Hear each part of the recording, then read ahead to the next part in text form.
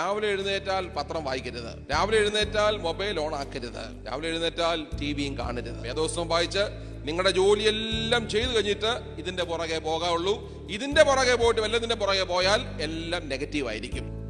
ബന്ധനത്തിൻ നോവറിയും കിളിമകളെ പറയൂ നിൻ ബന്ധുവാര് ശത്രുവാര്, ഇതിന്റെ ബന്ധുവാര്, ബന്ധമാര്.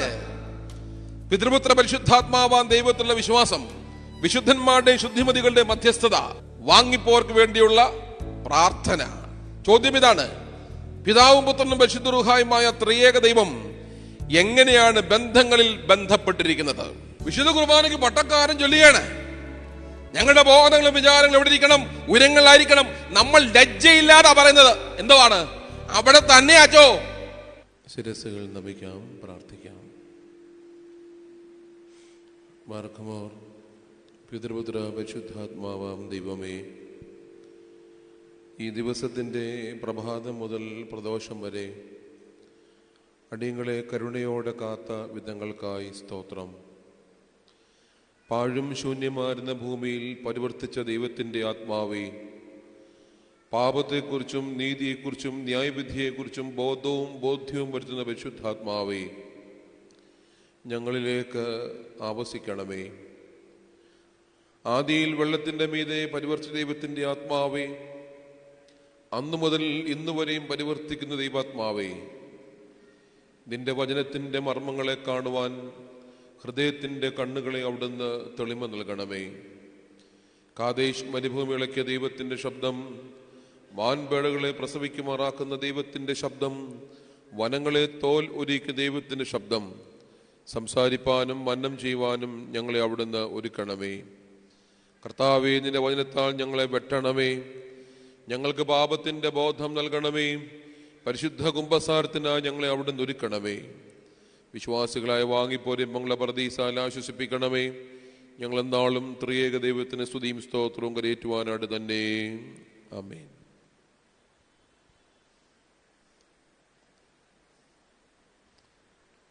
ത്രിയേക ദൈവത്തിൻ്റെ അതിപരിശുദ്ധമായ തിരുനാമത്തിന് മഹത്വം ഉണ്ടാവട്ടെ. വൈദിക ശുശ്രൂഷയിൽ എൻ്റെ ജ്യേഷ്ഠ സഹോദരനായിരിക്കുന്ന ഇടവക വികാരി പ്രിയപ്പെട്ട ജിബു ഫിലിപ്പച്ചൻ, വൈദിക ശുശ്രൂഷയിൽ മാത്രമല്ല എൻ്റെ കുടുംബ അംഗവും കൂടെയായിരിക്കുന്ന ഏറെ വന്ദിനായ ഇടവകയുടെ സഹവികാരി പ്രിയപ്പെട്ട അക്കുവച്ചൻ, വൈദിക ശുശ്രൂഷയിൽ ഞങ്ങളുടെ അനുജനായിരിക്കുന്ന പ്രിയപ്പെട്ട അജിത്തച്ചൻ, എന്നേക്കാൾ അറിവിലും അനുഭവത്തിലും മുതിർന്ന മാതാപിതാക്കളെ, സഹോദരി സഹോദരങ്ങളെ,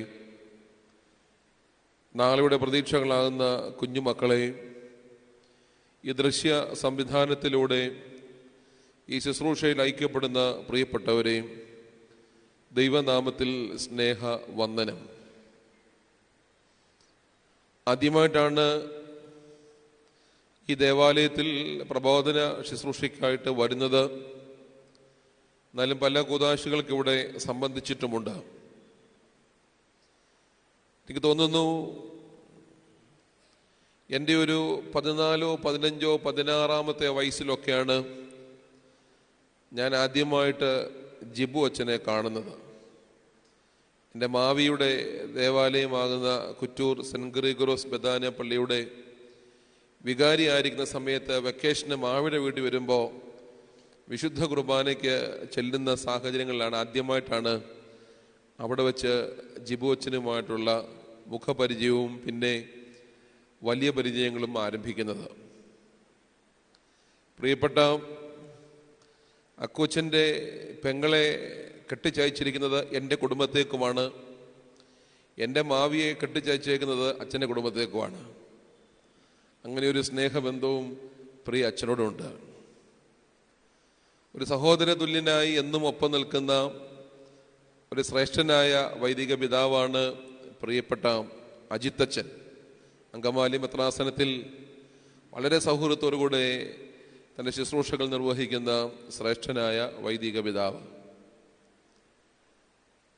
ആദ്യമായിട്ടാണ് വലിയ നോമ്പ് ആരംഭിക്കുന്നതിന് മുൻപ് ഒരു ദേവാലയത്തിൽ ഇതുപോലെ ഒരു ഒരുക്ക ശുശ്രൂഷ ക്രമീകരിക്കുന്നതിൽ ഞാൻ സംബന്ധിക്കുന്നതും കാണുന്നതും അറിയുന്നതും. സാധാരണ നോമ്പ് തുടങ്ങിക്കഴിഞ്ഞ് നോമ്പിലെ ഞായറാഴ്ചകളിൽ വൈകിട്ട് കോർണർ മീറ്റിങ്ങോ വെള്ളിയാഴ്ചയോ ശനിയാഴ്ചയോ ബുധനാഴ്ചയോ ഒക്കെയായി കോർണർ മീറ്റിങ്ങുകൾ ക്രമീകരിച്ച് നോമ്പ് അങ്ങനെ തീരുന്ന പതിവാണല്ലോ ഉള്ളത്. എന്നാൽ ഈ കൊള്ളനടയിൽ എന്താണ് ഇത്രമാത്രം ശ്രദ്ധ എന്നുള്ളതാണ് എൻ്റെ മനസ്സിൻ്റെ ചിന്ത.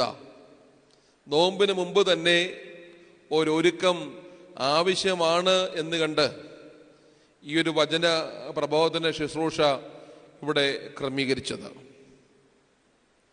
എന്തായിരിക്കും അതിൻ്റെ പിറകിലത്തെ സാങ്കത്യമെന്ന് എനിക്ക് മനസ്സിലാകുന്നില്ലെങ്കിലും പക്ഷെ ഇപ്പം എനിക്ക് തോന്നുന്നു അതൊരു നല്ല കാര്യമാണ്. അതൊരു നല്ല കാര്യമാണ്. കാരണം നോമ്പിലേക്ക് പ്രവേശിക്കാൻ പോകുകയാണല്ലോ എന്നുള്ള ഒരു ഓർമ്മപ്പെടുത്തലെങ്കിലും തരുവാൻ കഴിയുന്നത് നല്ലതാണെന്നാണ് എൻ്റെ മനസ്സിൻ്റെ ബോധ്യം. പല മനുഷ്യരും അറിയുന്നത് പേത്രത്ത ഞായറാഴ്ച പള്ളി വരുമ്പോൾ അച്ഛൻ പ്രസംഗിക്കും, ഇന്ന് പോയി ചട്ടിയും കലവും ഒക്കെ കമത്തിയിരിക്കണം എന്ന് പറയുന്നതിനേക്കാൾ മുൻപേ തന്നെ ഒരു മുഴം മുൻപേ എറിഞ്ഞിട്ടാണ് ഈ ദേവാലയത്തിൽ പരിശുദ്ധമായ നോമ്പിന് വേണ്ടി ഒരുങ്ങുന്നതും അതിനെ മുക്തികണ്ഠം പ്രശംസിക്കുകയും ചെയ്യുകയാണ്. കഴുകൻ എന്ന പക്ഷിയെ നമുക്കറിയാം, വേദപുസ്തകത്തിൽ പല ആവർത്തി പ്രതിപാദിച്ചിരിക്കുന്ന ഒരു പക്ഷിയാണ് കഴുകൻ. നിന്റെ യൗവനം കഴുകനെ പോലെ പുതുകി വരത്തക്കവണ്ണം ഞാൻ നിന്റെ വായ്ക്ക് നന്മ കൊണ്ട് തൃപ്തി വരുത്തും.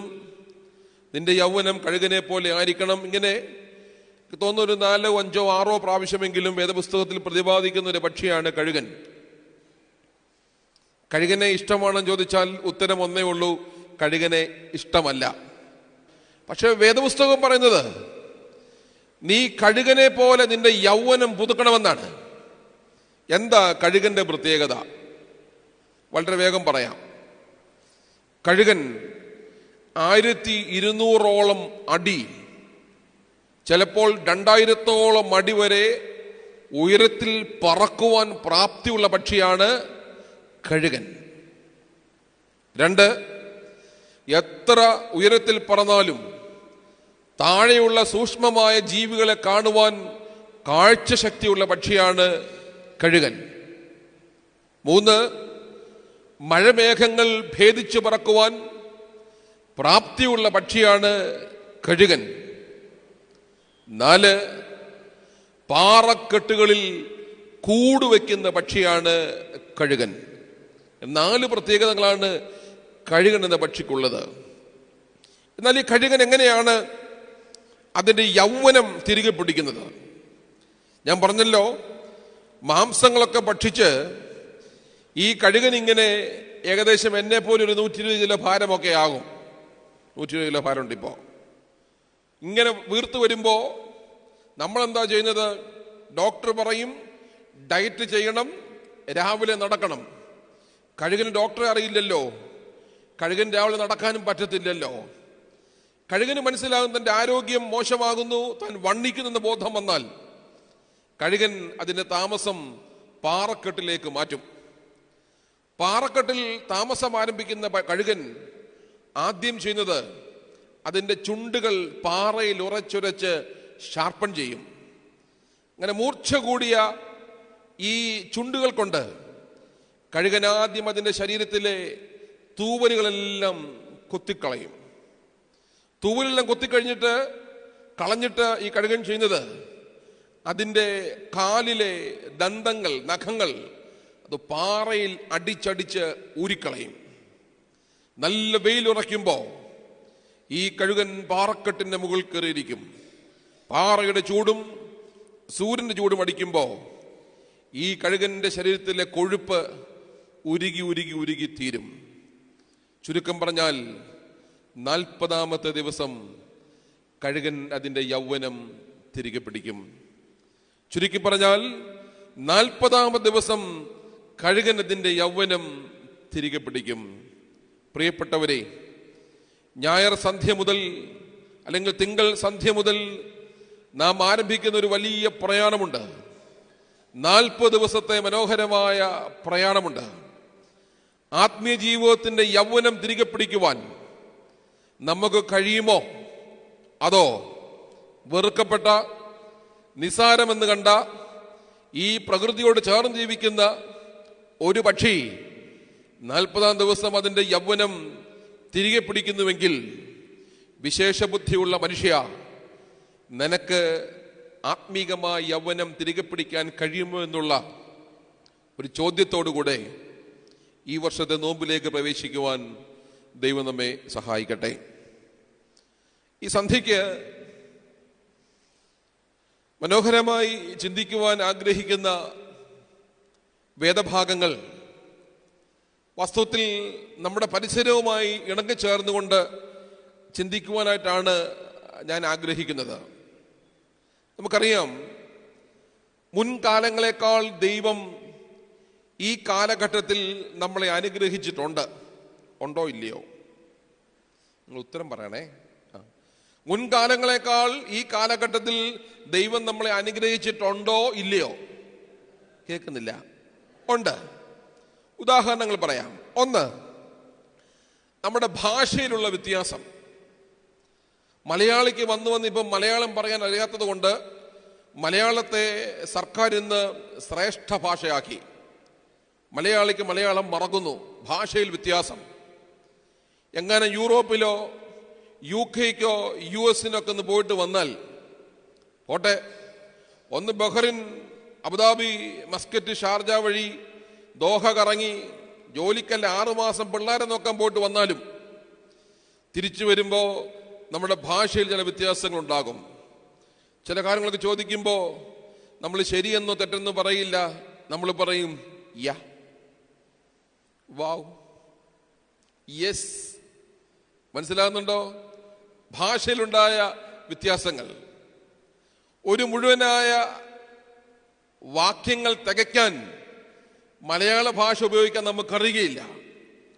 ഈ അടുത്ത കാലത്ത് എൻ്റെ പള്ളിയിൽ ഒരു സ്ത്രീ എന്നോട് പറഞ്ഞു, അച്ഛൻ, ഞാൻ 3 ടൈംസ് അച്ഛനെ വിളിച്ചു. എത്ര ടൈംസാ? ഞാൻ പറഞ്ഞു 3 ടൈംസ് പറഞ്ഞാൽ 3 പ്രാവശ്യമല്ലേ? അതെ, ഞാൻ കണ്ടായിരുന്നു, എടുക്കാൻ വിട്ടുപോയി. 3 ടൈംസ്. പരിഷ്കാരം കൂടിയാണ്. മുൻകാലങ്ങളെക്കാൾ ദൈവം നമ്മളെ അനുഗ്രഹിച്ചപ്പോൾ നമ്മൾ ഭാഷയിൽ വ്യത്യാസങ്ങൾ നടത്തുകയാണ്. 2, നമ്മുടെ സാമ്പത്തികം. മുൻകാലങ്ങളിൽ ജീവിക്കാൻ തുച്ഛമായ പണം കയ്യിലുണ്ടെങ്കിൽ സുഭിക്ഷമായിരുന്നു. എന്നാൽ ഇന്ന് കോടാനുകോടി രൂപ സമ്പാദ്യമുണ്ട്. നമ്മുടെ സാമ്പത്തികം മുൻകാലങ്ങളെക്കാൾ കൂടുതൽ ഉയർന്നു. എനിക്ക് ഓർമ്മയുണ്ട്, ഞങ്ങളുടെ വീട്ടിൽ 20 രൂപയ്ക്ക് മത്തി മേടിക്കുന്നത്. ഇന്ന് 200 രൂപ കൊടുത്താൽ എന്ത് കിട്ടില്ല? മത്തി കിട്ടില്ല. മൂല്യങ്ങളിൽ, പദാർത്ഥങ്ങളിൽ വ്യത്യാസങ്ങളായി.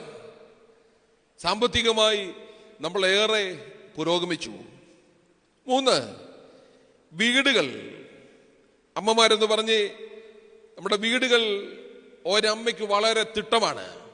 അതിൻ്റെ മുക്കും മൂലയും എവിടെയാണെന്ന് ഒരമ്മയ്ക്കറിയാം, അപ്പനറിയില്ല. പക്ഷെ ഇന്ന് വെക്കുന്ന വീടുകളിൽ ഒന്ന് വൃത്തിയാക്കണമെങ്കിൽ പോലും അമ്മയ്ക്ക് ഓട്ടോ പിടിച്ച് പോകേണ്ട ഗതികേടാ. കാരണം വലിയ വലിയ അമ്പരചുംബികളായ കെട്ടിടങ്ങൾ നമ്മൾ നിർമ്മിച്ചു കഴിഞ്ഞു. വീടുകളിൽ വ്യത്യാസമായി. 4, ആഹാര പദാർത്ഥങ്ങൾ കഴിക്കുന്നതിൽ ഏറെ വ്യത്യാസങ്ങൾ സംഭവിച്ചു. ഒരു കാലത്ത് ചെറുപ്പക്കാർ നന്നേ കുറവുള്ള ഒരിടമായതുകൊണ്ടും, ഞാൻ ചോദിക്കുകയാണ്, ഒരു കാലത്ത് നമ്മുടെ ആഹാരമായിരുന്നു ചക്കയും ചേനയും കൂമ്പും കപ്പയും ചീനിയും.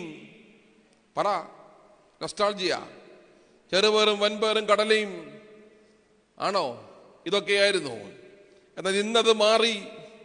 നമുക്കിപ്പോ കിൻഡർ ജോയിയായി, കുറുകുറുവായി, പ്രിങ്കിൾസായി, ചോക്കോസായി, ചീറ്റോസായി, KFC ആയി, ചിക്കിങ് ആയി, MFC ആയി. ആയില്ലയോ? ഇതൊന്നും അറിയത്തില്ലയോ? എന്തോരം നല്ല മനുഷ്യരായിരിക്കുന്നേ. ഇതൊക്കെയായി. ആഹാരത്തിൽ വ്യത്യാസങ്ങളായി. എത്രമാത്രം സമ്പത്തുണ്ടെങ്കിലും ഇതുപോലെ ആഹാരത്തോട് പ്രിയമുള്ള ഒരു സംസ്കാരമുള്ള മനുഷ്യർ എവിടെയുള്ളത്? ആർത്തി സംസ്കാരമാണ്, അല്ലേ? ഒരു കല്യാണ ഹോൾ കണ്ടാൽ മാത്രം മതി, ദൂരെ എങ്ങും പോണ്ട. രണ്ടാമത് ഉദാഹരണം പറയാൻ പറ്റും. ചങ്ങനാശ്ശേരി ബൈപ്പാസും അടൂർ ബൈപ്പാസും കണ്ടാൽ നമുക്കറിയാം എന്തോ ഒരു പരവേശം നമുക്കുണ്ടെന്ന്. കാരണം ഓരോ ദിവസവും ഞാൻ കൺവെൻഷൻ ശ്രദ്ധിക്കുന്നതാ, ഓരോ ദിവസവും ഓരോ ഹോട്ടൽ തുറന്നുകൊണ്ടിരിക്കുകയാണ്. ആഹാരത്തിലുണ്ടാകുന്ന വ്യത്യാസം. ഒരു കാര്യം ഓർത്തോണം, വീട്ടിലുണ്ടാക്കുന്ന ആഹാരം ഉപേക്ഷിച്ച് നാട്ടിലുണ്ടാക്കുന്ന ആഹാരത്തിന് പുറകെ പോയാൽ നാട്ടിൽ കിടക്കുന്ന രോഗം വീട്ടിൽ വരും. എന്താ? വീട്ടിലുണ്ടാക്കുന്ന ആഹാരം ഉപേക്ഷിച്ച് നാട്ടിലുണ്ടാക്കുന്ന ആഹാരത്തിന് പുറകെ പോയാൽ നാട്ടിൽ കിടക്കുന്ന രോഗം വീട്ടിൽ വരും. 5, വസ്ത്രത്തിലുള്ള വ്യത്യാസം, വസ്ത്രധാരണത്തിലുള്ള വ്യത്യാസം സംഭവിച്ചു. ഉണ്ടോ ഇല്ലയോ? നമ്മുടെ നാട്ടിൽ നല്ല അപ്പച്ചന്മാരുണ്ടായിരുന്നു, അതിനേക്കാൾ സുന്ദരിയായ അമ്മച്ചിമാരുണ്ടായിരുന്നു. പരിശുദ്ധനായ പൗലോസ് ബാവാടെ കഴിഞ്ഞ ഓർമ്മ പെരുന്നാളിന് ഞാനിങ്ങനെ ഓഫീസിൽ ഇരിക്കുകയാണ്. അപ്പോൾ ഒരു മഹിളാരത്നം, ഞാൻ ആദ്യം അങ്ങനെ അഭിസംബോധന ചെയ്യുന്നത്, ഒരു മഹിളാരത്നം കയറി വന്നു. കാഴ്ചയിൽ 80 വയസ്സ് കുറയത്തില്ലെന്നേ, ചൂരിദാറാണ് ഇട്ടിരിക്കുന്നത്. ഞാൻ ബഹുമാനത്തോടെ ചാടി എഴുന്നേറ്റു, ചെന്ന് കയ്യെ പിടിച്ചു ചോദിച്ചു, അമ്മച്ചി എവിടുന്നാ വരുന്നേ?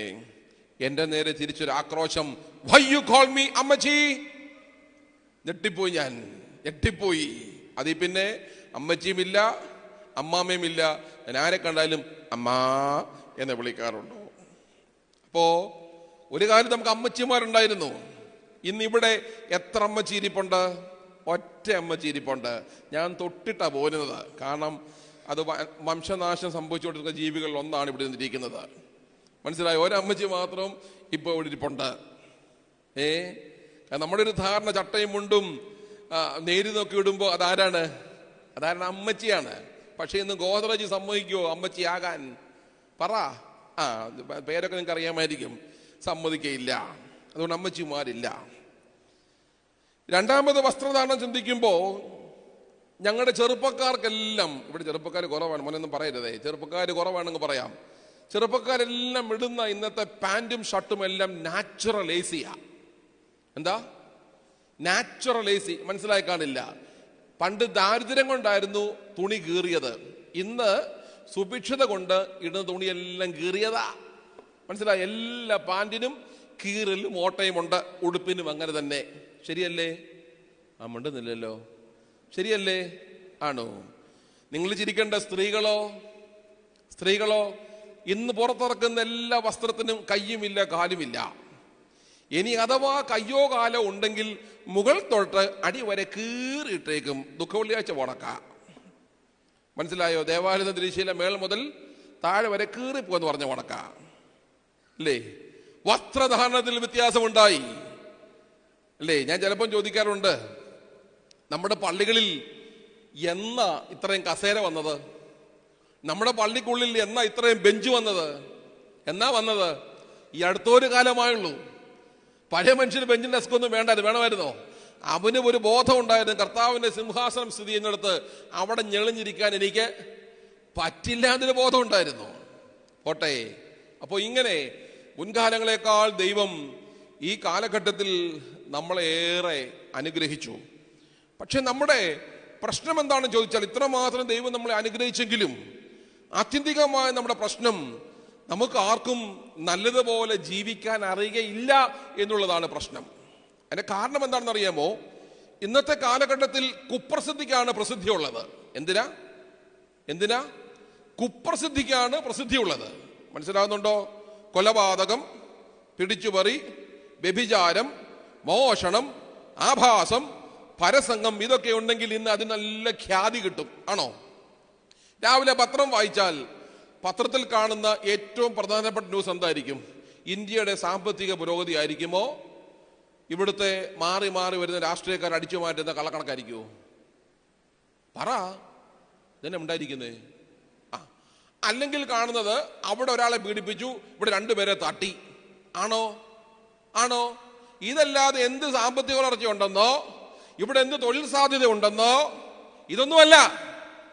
നമ്മുടെ പരിസരങ്ങളിൽ എത്രമാത്രം കുപ്രസിദ്ധിയുണ്ടോ അതിന് പ്രസിദ്ധി കൊടുത്ത് നേരങ്ങൾ തുടരുന്ന മനുഷ്യന്റെ മനസ്സിനെ തളർത്തുന്ന സംസ്കാരമാണ് ഇന്നുള്ള മാധ്യമങ്ങൾക്കെല്ലാം ഉള്ളത്. ലൈവ് പോകുന്നുണ്ട്, ബോധപൂർവ്വം തന്നെ പറഞ്ഞതാ. മനസ്സിലാകുന്നുണ്ടോ? അതുകൊണ്ട് ഞാൻ നിങ്ങൾ സ്നേഹത്തോട് പറയുക, രാവിലെ എഴുന്നേറ്റാൽ പത്രം വായിക്കരുത്, രാവിലെ എഴുന്നേറ്റാൽ മൊബൈൽ ഓൺ ആക്കരുത്, രാവിലെ എഴുന്നേറ്റാൽ ടിവിയും കാണരുത്. വേദപുസ്തകം വായിച്ച് നിങ്ങളുടെ ജോലിയെല്ലാം ചെയ്തു കഴിഞ്ഞിട്ട് ഇതിൻ്റെ പുറകെ പോകാവുള്ളൂ. ഇതിൻ്റെ പുറകെ പോയിട്ട് വല്ലതിൻ്റെ പുറകെ പോയാൽ എല്ലാം നെഗറ്റീവായിരിക്കും. അനുഭവത്തിൽ നിന്ന് പറയുക. 10 വർഷം സ്കൂളിൽ ഇരുന്നുകൊണ്ട് ഞാനങ്ങ് പറയുക. പോട്ടെ. അപ്പോൾ ഇത്രമാത്രം സാധ്യതകൾ ഉണ്ടായിട്ടും നമുക്കാർക്കും നല്ലതായിട്ട് ജീവിക്കാൻ അറിയുകയില്ല. ഈ നോമ്പിൽ നമ്മുടെ ഒരു തീരുമാനമായിരിക്കണം, കർത്താവേ, നല്ലതായിട്ട് ജീവിക്കാനുള്ള ഒരു നല്ല ജീവിത ശൈലി എനിക്ക് നേടിയെടുക്കുവാൻ കഴിയണം. അതിനൊറ്റ കാര്യം ചെയ്താൽ മതി, നല്ല ബന്ധങ്ങൾ കാത്തു പരിപാലിച്ചാൽ മതി. വിശുദ്ധമായ ബന്ധങ്ങൾ കാത്തു സൂക്ഷിച്ചാൽ ഈ നോമ്പ് അനുഗ്രഹമാവും. നാം ഈ ഭൂമിയിൽ ജീവിച്ചത് ഒരനുഗ്രഹമാവും. നാളത്തെ തലമുറ നമ്മളെ ഓർക്കും. നാളെയിൽ നമ്മൾ മരിക്കാതെ ജീവിക്കുന്ന ഒരു സാക്ഷ്യത്തിലേക്ക് ഉയരും പ്രിയപ്പെട്ടവരെ. അതുകൊണ്ട് നല്ല ബന്ധങ്ങൾ കാത്തു പരിപാലിക്കുന്ന ഒരു നല്ല സംസ്കാരം ഉണ്ടാക്കിയെടുക്കുവാൻ നമുക്ക് ഈ നോമ്പ് ഇടയാക്കുവാൻ ഇന്നത്തെ സന്ധ്യയ്ക്ക് ആധാരവാക്യമായി എടുക്കുന്ന വേദഭാഗം അപ്പോസ്തലനായ പൗലോസ് തിമോത്തിയോസിന് എഴുതിയ 1-ാമത്തെ ലേഖനം 5-ാം അധ്യായം 1-2 സമയമുണ്ടെങ്കിൽ 6-ാമത്തെ വാക്യവും പറയാം. വേദപുസ്തകം ഖനമുള്ള വസ്തുവായതുകൊണ്ടും കൊണ്ടു നടക്കാൻ പറ്റത്തില്ലാത്തത് കൊണ്ടും കൊണ്ടു നടന്നാൽ വല്ലവരും വല്ലതും പറയും എന്നുള്ളത് കൊണ്ടും ഇരിക്കേണ്ട സ്ഥലത്ത് മാത്രം ഇരിക്കേണ്ട പുസ്തകമായതുകൊണ്ടും എൻ്റെ അച്ചോ, ഞങ്ങൾക്കത് മുഴുവൻ കാണാതെ അറിയാമെന്ന് നിങ്ങൾക്ക് നല്ല ബോധ്യമുള്ളത് കൊണ്ടും കർത്താവ് കരുണ ചെയ്ത് ഭൂരിപക്ഷത്തിനും വേദപുസ്തകമില്ല, ന്യൂനപക്ഷത്തിന് വേദപുസ്തകമുണ്ട്, കൊണ്ടുവന്നവർക്ക് പ്രത്യേകമായ അഭിനന്ദനവും. പണ്ടേ മലങ്കര സഭയിലെ പുരുഷന്മാരൊക്കെ വേദപുസ്തകം കാണാതെ പഠിച്ച് കർത്താവിനെ നോക്കിയിരിക്കുന്നവരായുണ്ട് കൊണ്ടുവരാത്ത കേട്ടോ. പോട്ടെ. അപ്പോസ്തലനായ പൗലോസ് തിമോത്തിയോസിന് എഴുതിയ 1-ാം ലേഖനം 5-ാം അധ്യായം 1-2 സമയമുണ്ടെങ്കിൽ 6-ാമത്തെ വാക്യം പറയാം. മൂത്തവനെ ഭർഷിക്കാതെ അപ്പനെ പോലെയും ഇളയവരെ സഹോദരങ്ങളെ പോലെയും മൂത്ത സ്ത്രീകളെ അമ്മമാരെ പോലെയും ഇളയ സ്ത്രീകളെ പൂർണ്ണ നിർമ്മലതയോടെ സഹോദരികളെ പോലെയും പ്രബോധിപ്പിക്കാം. 6-ാമത്തെ വാക്യം പറയുന്നു, കാമുകിയായിരിക്കുന്നവളോ ജീവിച്ചിരിക്കയിൽ തന്നെ ചത്തവൾ. മൂത്തവനെ ഭർഷിക്കാതെ അപ്പനെ പോലെയും ഇളയവരെ സഹോദരങ്ങളെ പോലെയും മൂത്ത സ്ത്രീകൾ അമ്മമാരെ പോലെയും ഇളയ സ്ത്രീകളെ പൂർണ്ണ നിർമ്മലതയോടെ സഹോദരികളെ പോലെയും പ്രബോധിപ്പിക്കുക. കാമുകിയായിരിക്കുന്നവളോ ജീവിച്ചിരിക്കയിൽ തന്നെ ചത്തവൾ. എന്നെ കേൾക്കുന്ന ഇസ്രായേൽ ഗ്രഹമേ, ഈ വേദഭാഗം അറിയപ്പെടുന്നത് ഇടയലേഖനമായിട്ടാണ്. അപ്പോസ്തലനായ പൗലോസ് തിമോത്തിയോസിന് പറയുകയാണ്, തിമോത്തിയോസെ, നിന്നെ ഏൽപ്പിച്ച സഭയും നീ പാലിക്കുന്ന സഭയും പരസ്പരം പാലിക്കേണ്ടുന്ന ബഹുമാനത്തോടു കൂടിയുള്ള നല്ല ബന്ധങ്ങളെ പറ്റിയാണ്, ആ സഭയുടെ മര്യാദകളെ പറ്റിയാണ് ഈ വേദഭാഗത്തിന്റെ പ്രതിപാദനം. ഒപ്പം തന്നെ ഞങ്ങൾ പട്ടക്കാര് പട്ടമേക്കുന്ന സമയത്ത് മേൽപ്പട്ടക്കാരൻ വായിക്കുന്ന ഉപദേശങ്ങളുണ്ട്. അതിൻ്റെ പേര് അമാലോഗ്യ എന്നാണ്. അതിൻ്റെ പേര് അർത്ഥം ഉപദേശങ്ങൾ എന്ന് മാത്രമേ ഉള്ളൂ. അമാലോഗ്യ വായിക്കുമ്പോൾ അതിനകത്ത് ഇൻക്ലൂഡ് ചെയ്തിരിക്കുന്ന, ഉൾപ്പെടുത്തിയിരിക്കുന്ന വേദഭാഗമാണ് നാം ഇന്ന് വായിക്കുന്നത്. തിയോളജി ഒന്നും പറയാൻ ഇഷ്ടപ്പെടുന്നില്ല. ഇത്രമാത്രം പ്രസക്തമുള്ള ഈ വാക്യം എന്താണ് ഈ കാലിക സമൂഹത്തിന് അതുമായി സംവദിക്കുവാനുള്ളത്? നമുക്കറിയാം, ആർഷഭാരത സംസ്കാരത്തിൽ ഇവിടുത്തെ മഹാമുനികൾ ലോകത്തെ നോക്കി പാടി, ലോകമേ തറവാട്, തനിക്ക് പുൽക്കളും പുഴുക്കളും കൂടിത്തൻ. അമേരിക്കയിലായിരുന്നു, കേട്ടില്ല? ലോകമേ തറവാട്, തനിക്ക് പുൽക്കളും പുഴുക്കളും കൂടിത്തൻ കുടുംബക്കാർ. ഇത് കേട്ടില്ല? നല്ല കാര്യം. ലോകം എനിക്ക് തറവാട്, ഈ പുൽക്കളും പുഴുക്കളും ഒക്കെ എൻ്റെ കുടുംബക്കാരാണ്. ഈ 4-5 വർഷം മുമ്പ് ഇറങ്ങിയ ഒരു സിനിമയ്ക്കകത്ത് ഒരു ചോദ്യം ചോദിക്കുന്നുണ്ട്. ബന്ധനത്തിൻ നോവറിയും, അതും അറിയത്തില്ല. ബന്ധനത്തിൻ നോവറിയും കിളിമകളെ പറയൂ നിൻ ബന്ധുവാര്. അച്ഛന്മാരൊന്നും പറയത്തില്ല, അവര് പാവങ്ങളൊന്നും ഉറക്കപ്പാട്. ശത്രുവാര്, ഇതിന്റെ ബന്ധുവാര്, ബന്ധമാര് അല്ലേ? സ്വാമി വിവേകാനന്ദൻ അദ്ദേഹത്തിന്റെ പ്രഭാഷണങ്ങൾ ചോദിക്കുന്നുണ്ട്, ഈ ലോകത്തിലൂടെ ഒരിക്കൽ മാത്രമേ നാം കടന്നു പോവുകയുള്ളൂ. അന്ന് എല്ലാം ബന്ധമായിരിക്കുന്നവന്റെ ജീവിതയാത്ര സുഗമമാണ്. ദിവംഗതനായ സുകുമാർ അഴീക്കോട് മാഷ് അദ്ദേഹത്തിന്റെ ഒരു കവിതാ സമാഹാരത്തിൽ തത്വമസിയാണെന്ന് തോന്നുന്നു, അതിലെഴുതിയിട്ടു, ത്രേതായുഗത്തിൻ തീർത്ഥക്കരയിൽ തപോധനന്മാരെവിടെ, പ്രപഞ്ച സംസ്കാരത്തിൻ വിത്തുകൾ പവിത്ര മണ്ണിൽ പാകി, മനുഷ്യനൊന്നേ മനസ്സുകൾ ഒന്നേ, ഭാരതഭൂവിന്റെ മക്കൾ ഒന്നേ. എന്ന് പറഞ്ഞാൽ ഈ ലോകത്തിലുള്ള എല്ലാ മനുഷ്യരും ഒന്നാണ്, ഒരു കുടുംബമാണ്, ബന്ധമാണ്, സ്വന്തമാണെന്ന് തെളിയിക്കുവാൻ ഭാരതത്തിന്റെ മനീഷകൾ മനോഹരമായി ശ്രദ്ധിച്ചു. ഇനി സഭയിലേക്ക് വന്നാലോ, ഏറ്റവും കൂടുതൽ സാമൂഹിക പ്രവർത്തകനായിരുന്ന പുണ്യശ്ലോകനും പരിശുദ്ധനുമായ മലങ്കര സഭാരത്നം ഗീവർഗീസ് മാർ ഒസ്താത്യോസ് തിരുമേനി ഒരിക്കൽ ചോദിച്ചൊരു ചോദ്യമുണ്ട്. അഭിനന്ദ തിരുമേനി, അങ്ങ് ഈ പുണ്യപ്രവർത്തികൾ, ഈ മിഷൻ പ്രവർത്തികൾ, പ്രത്യേകിച്ച് വടക്കേന്ത്യയിലൊക്കെ പോയി ചെയ്യുന്ന ഈ പ്രവർത്തികൾ എന്താണ്, ഇതിന്റെ പുറകിൽ തിരുമേനിയുടെ വികാരം എന്ത് എന്ന് ചോദിച്ചപ്പോ വളരെ ശാന്തമായി അഭിനന്ദനായ ഒസ്താത്യോസ് തിരുമേനി ഇങ്ങനെ പറഞ്ഞു, പ്രിയ സുഹൃത്തെ, സഹോദര, താങ്കൾ, ഞാനും താങ്കളും ഒരുമിച്ച് ശ്വസിക്കുന്ന ഒരേ വായുവിന്റെ പങ്കുകാരാണ്. ഞാൻ ഉപയോഗിക്കുന്ന അതേ വായുവാണ് താങ്കളും ഉപയോഗിക്കുന്നത്. നമ്മൾ ഒരേ ശ്വാസത്തിന്റെ പങ്കുകാരാണ്. എത്ര മനോഹരമായ കാഴ്ച! രണ്ടാമത് അഭിനന്ദനായ ഒസ്താത്യോസ് തിരുമേനി പറഞ്ഞു, താങ്കൾ ദാഹത്തിന് കുടിക്കുന്ന പച്ചവെള്ളത്തിന്റെ രുചിയും അതിന്റെ ഗുണവും, അതേ ദാഹത്തിന് കുടിക്കുന്ന പച്ചവെള്ളം എനിക്ക് ആ ഗുണം മാത്രമാണ് തരുന്നതും, അതേ രുചിയുമാണ് അതിനുള്ളത്. 3, വലിയ തിരുമേനി പറഞ്ഞു, താങ്കളുടെ കൈ മുറിഞ്ഞാലും എന്റെ കരം മുറിഞ്ഞാലും രക്തത്തിന്റെ നിറം ഒന്നാണ്.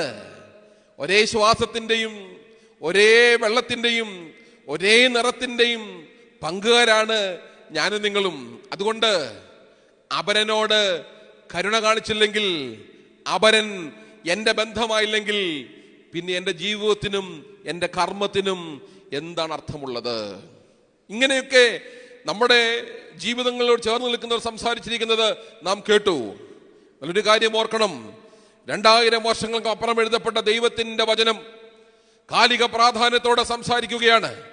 ജീവിതത്തിന്റെ വിശാലമായ ബന്ധം, മൂത്തവൻ അപ്പൻ, മൂത്തവൾ അമ്മ, ഇളയവൻ സഹോദരൻ, ഇളയവൾ സഹോദരി, കാമുകി ശവം.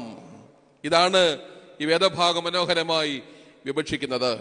മൂത്തവനെ കണ്ടാൽ അപ്പനായിരിക്കണം, മൂത്ത സ്ത്രീയെ കണ്ടാൽ അമ്മയായിരിക്കണം, ഇളയവൻ സഹോദരനായിരിക്കണം, സഹോദരി ആയിരിക്കണം. പ്രിയപ്പെട്ടവരെ, ബിയോണ്ട് ദ ബൗണ്ടറി തിയോളജിയിലെ പദപ്രയോഗമാണ്. അതിരുകൾക്കപ്പുറമുള്ള, വേലികൾ പൊളിക്കുന്ന, മതിലുകൾ തകർക്കുന്ന വിശാലമായ ബന്ധമാണ് ഒരു മതഗ്രന്ഥവും സൂചിപ്പിക്കാത്തതുപോലെ കർത്താവിന്റെ വചനം ഇന്ന് ജീവനോട് സംസാരിക്കുന്നത്. മൂത്തവനും ഇളവനും എങ്ങനെയാണ് നിന്റെ ജീവിതങ്ങളോട് ചേർന്ന് നിൽക്കുന്നത് എന്നുള്ളത് നമുക്കറിയാം. നമ്മളൊക്കെ ഇങ്ങനെ ബന്ധങ്ങളെ പറ്റി സംസാരിക്കുന്നവരാ, അല്ലേ? അല്ലേ? നമ്മൾ സാധാരണ പറയും എൻ്റെ അപ്പൻ, എൻ്റെ അമ്മ, എൻ്റെ മകൻ, എൻ്റെ മകൾ, എൻ്റെ കൊച്ചപ്പൻ, ചിറ്റപ്പൻ, പേരപ്പൻ, ഉപ്പാപ്പൻ എന്നൊക്കെ പറയും, എൻ്റെ ചേർത്ത് പറയും. എന്താ അതിൻ്റെ പുറകിലത്തെ വികാരം? ഉറക്കെ പറ, പെട്ടെന്ന് പറ. സ്വന്തമാണ്. ഇച്ചിരി ക്ലാരിഫിക്കേഷൻ വരുത്തിയാലോ? സ്നേഹബന്ധമാണ്. എന്നാൽ ഞാൻ പറയും എൻ്റെ അപ്പൻ എന്ന് പറയുമ്പോൾ അതിൻ്റെ അർത്ഥം രക്തബന്ധമാണ്. ആണോ? പറ. ഇവരിങ്ങനെ പാവപ്പെട്ട മനുഷ്യനാണ്, ചെന്ന് മിണ്ടത്തില്ല അച്ഛാ, നല്ല മനുഷ്യരാ.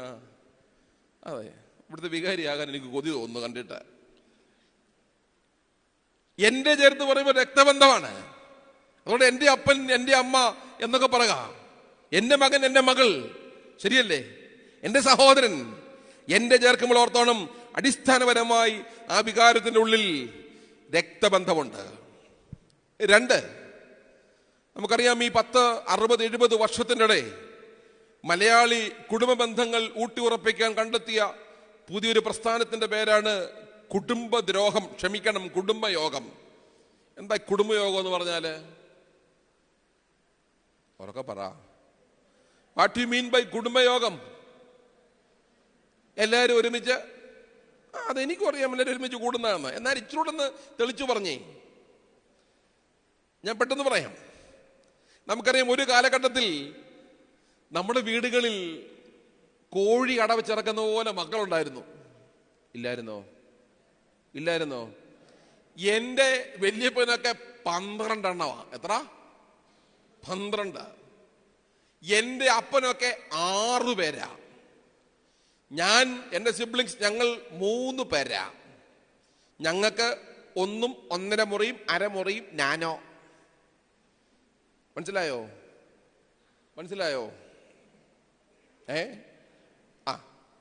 അപ്പൊ ഈ 12 6 മക്കളൊക്കെ വീട്ടിലുള്ളപ്പോ ഉള്ളത് പട്ടിണിയും പരിഭവവും ദാരിദ്ര്യവും ഒക്കെ ആവാം, സുഭിക്ഷതയാവാം, എനിക്കറിയില്ല.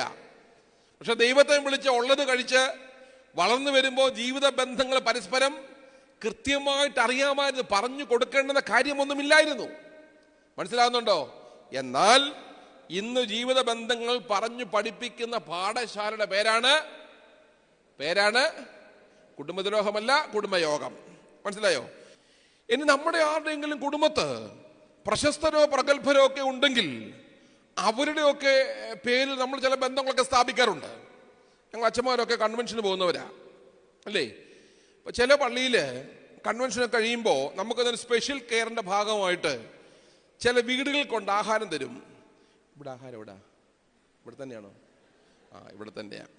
ചില വീടുകൾ കൊണ്ട് ആഹാരം തരും. അത് സ്പെഷ്യൽ കെയർ ആണേ. ആഹാരം കഴിക്കാൻ ചെല്ലുമ്പോൾ നമ്മളൊന്ന് പരിചയപ്പെട്ട് കഴിഞ്ഞാൽ അവിടെ ടോക്കറ്റീവായ സംസാരമുള്ള ഒരു അച്ഛനും ഒരു അമ്മയുണ്ടെങ്കിൽ, അച്ചോ വട്ടശ്ശേരി തിരുമേനെ അറിയാമോ? അറിയാം, ഞങ്ങളുടെ അപ്പച്ചന്റെ അനിയനാ. എനിക്കെന്ത് വേണം? 2 ചപ്പാത്തി. അച്ചോ എന്തോ പടിഞ്ഞാറെ കുരിശ് കണ്ടു, ഞങ്ങളുടെ അപ്പച്ചൻ വെച്ചതാ. എനിക്കെന്ത് വേണം? പറ. 2 ചപ്പാത്തി. ഈ 2 ചപ്പാത്തി കഴിക്കാൻ വേണ്ടി ഈ സർവമാന ചരിത്രവും കേൾക്കണം, അല്ലേ? മനസ്സിലാവുന്നുണ്ടോ? അപ്പൊ ഇങ്ങനെ ആരെങ്കിലും കുടുംബത്തിൽ പ്രശസ്തരോ പ്രഗത്ഭരോ ഒക്കെ ഉണ്ടെങ്കിൽ അവരുടെ പേരിൽ ചില ബന്ധങ്ങളൊക്കെ നമ്മൾ സ്ഥാപിക്കുന്നവരാ. ഞാൻ ചിലപ്പോ ഒക്കെ പറയും, ഞാനൊരു 10 വർഷം വാടക കൂട്ടി താമസിച്ച ആളാ. 10 വർഷം. എനിക്കന്ന് ഒരു ബന്ധക്കാരും ഇല്ലായിരുന്നേ.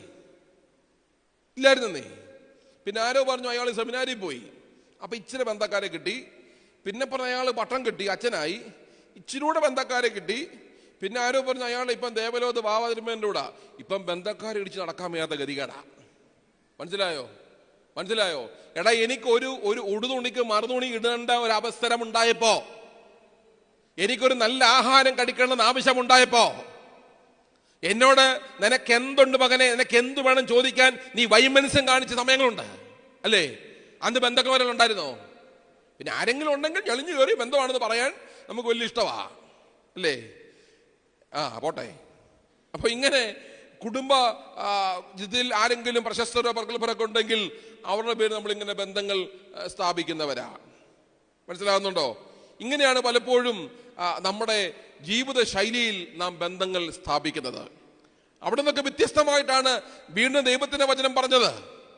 നമ്മൾ ചിന്തിക്കുന്ന ബന്ധങ്ങളെക്കാൾ അപ്പുറം വിശാലമായ ഒരു ബന്ധത്തിന്റെ കാഴ്ചപ്പാടാണ് ദൈവത്തിന്റെ വചനം നമ്മോട് സംസാരിക്കുന്നത്. ഞാൻ ചോദിക്കട്ടെ, ഓർത്തഡോക്സ് വിശ്വാസത്തിന് 3 തൂണുകളുണ്ട്. The 3 pillars of orthodox faith. പറയാമോ? ശരി ഉത്തരം പറയുന്നവർക്ക് നിങ്ങളുടെ വികാരി അച്ഛൻ്റെ കയ്യല്ലേ സ്വർണ്ണമോതിരം ഊരി തരും. അക്കൊച്ചൻ വെള്ളി ഇട്ടേക്കുന്നേ, അജിത്തച്ഛൻ പാത്തു വെച്ചു. ഈ പൂച്ച കാണിക്കുന്നില്ല കേട്ടോ, ഉണ്ടോ ഇല്ലയോ എന്നുള്ളത് ഞാൻ നോക്കിയിട്ട് കാണുന്നില്ല. The 3 pillars of orthodox faith പറയാമോ? സമയം പോയി, സമ്മാനം പോയി, അച്ഛൻ ആശ്വാസവുമായി. പ്രിയപ്പെട്ടവരെ, മാർത്തോമാ ശ്ലീഹയുടെ സിംഹാസനം ഒന്നുകൂടെ പറഞ്ഞേ. വാഴും. മാർത്തോമായുടെ സിംഹാസനം നിങ്ങൾ വാഴണമെങ്കിൽ ഈ ജയ് വിളിച്ചാ പോരാ. ഓർത്തഡോക്സ് വിശ്വാസത്തിന്റെ അടിസ്ഥാനപരമായ 3 തൂണുകളുണ്ട്. The fundamental faith of orthodoxy എന്തൊക്കെയാ? കാണാതെ പഠിക്കണേ. നമുക്ക് 2000 വർഷത്തെ എത്ര ഒന്നും കേട്ടില്ല. 2000 വർഷത്തെ പാരമ്പര്യമുള്ളവരാ കേട്ടോ. 1, പിതൃപുത്ര പരിശുദ്ധാത്മാവാൻ ദൈവത്തിലുള്ള വിശ്വാസം പഠിച്ചേ. 2, വിശുദ്ധന്മാരുടെയും ശുദ്ധിമതികളുടെ മധ്യസ്ഥത പഠിച്ചേ. 3, വാങ്ങിപ്പോർക്ക് വേണ്ടിയുള്ള പ്രാർത്ഥന. 3 കാര്യങ്ങളാണ്. പിതൃപുത്ര പരിശുദ്ധാത്മാവാൻ ദൈവത്തിലുള്ള വിശ്വാസം, 2, വിശുദ്ധന്മാരുടെയും ശുദ്ധിമതികളുടെ മധ്യസ്ഥത, 3, വാങ്ങിപ്പോർക്ക് വേണ്ടിയുള്ള പ്രാർത്ഥന. ഇതിൽ 1ാമത് തൂണ് കടമെടുക്കുകയാണ്. ചോദ്യം ഇതാണ്: പിതാവും പുത്രനും പരിശുദ്ധ റൂഹായുമായ ത്രിയേക ദൈവം എങ്ങനെയാണ് ബന്ധങ്ങളിൽ ബന്ധപ്പെട്ടിരിക്കുന്നത്? ചോദ്യം മനസ്സിലായി കാണില്ല. കാരണം പണ്ട് പപ്പു ചോദിച്ച പോലെ ചോദിച്ചത്. പപ്പുവിന് ഓർമ്മയുണ്ടോ? സിനിമ നടൻ പപ്പുവിന് ഓർമ്മയുണ്ടോ എന്ന്? ഉണ്ട്. പപ്പുവിന്റെ പ്രശസ്തമായ ഒരു ചോദ്യമുണ്ട്. ഏതാ? താൻ ആരാണെന്ന്. അയ്യോ, ഒരു നൊസ്റ്റാൾജിയ പോലും ഇല്ലാത്ത മനുഷ്യനാണ് കൊള്ളനടക്കാര്. താൻ ആരാണെന്ന് തനിക്കറിയാൻ വയ്യ എങ്കിൽ താൻ എന്നോട് ചോദിക്കണം, താൻ ആരാണ് എന്നപോലെ ഞാനിപ്പം ചോദിച്ചത്. പിതാവും പുത്രനും പരിശുദ്ധ റൂഹായുമായ ത്രിയേക ദൈവം എങ്ങനെയാണ് ബന്ധങ്ങളിൽ ബന്ധപ്പെട്ടിരിക്കുന്നത് പറയാമോ?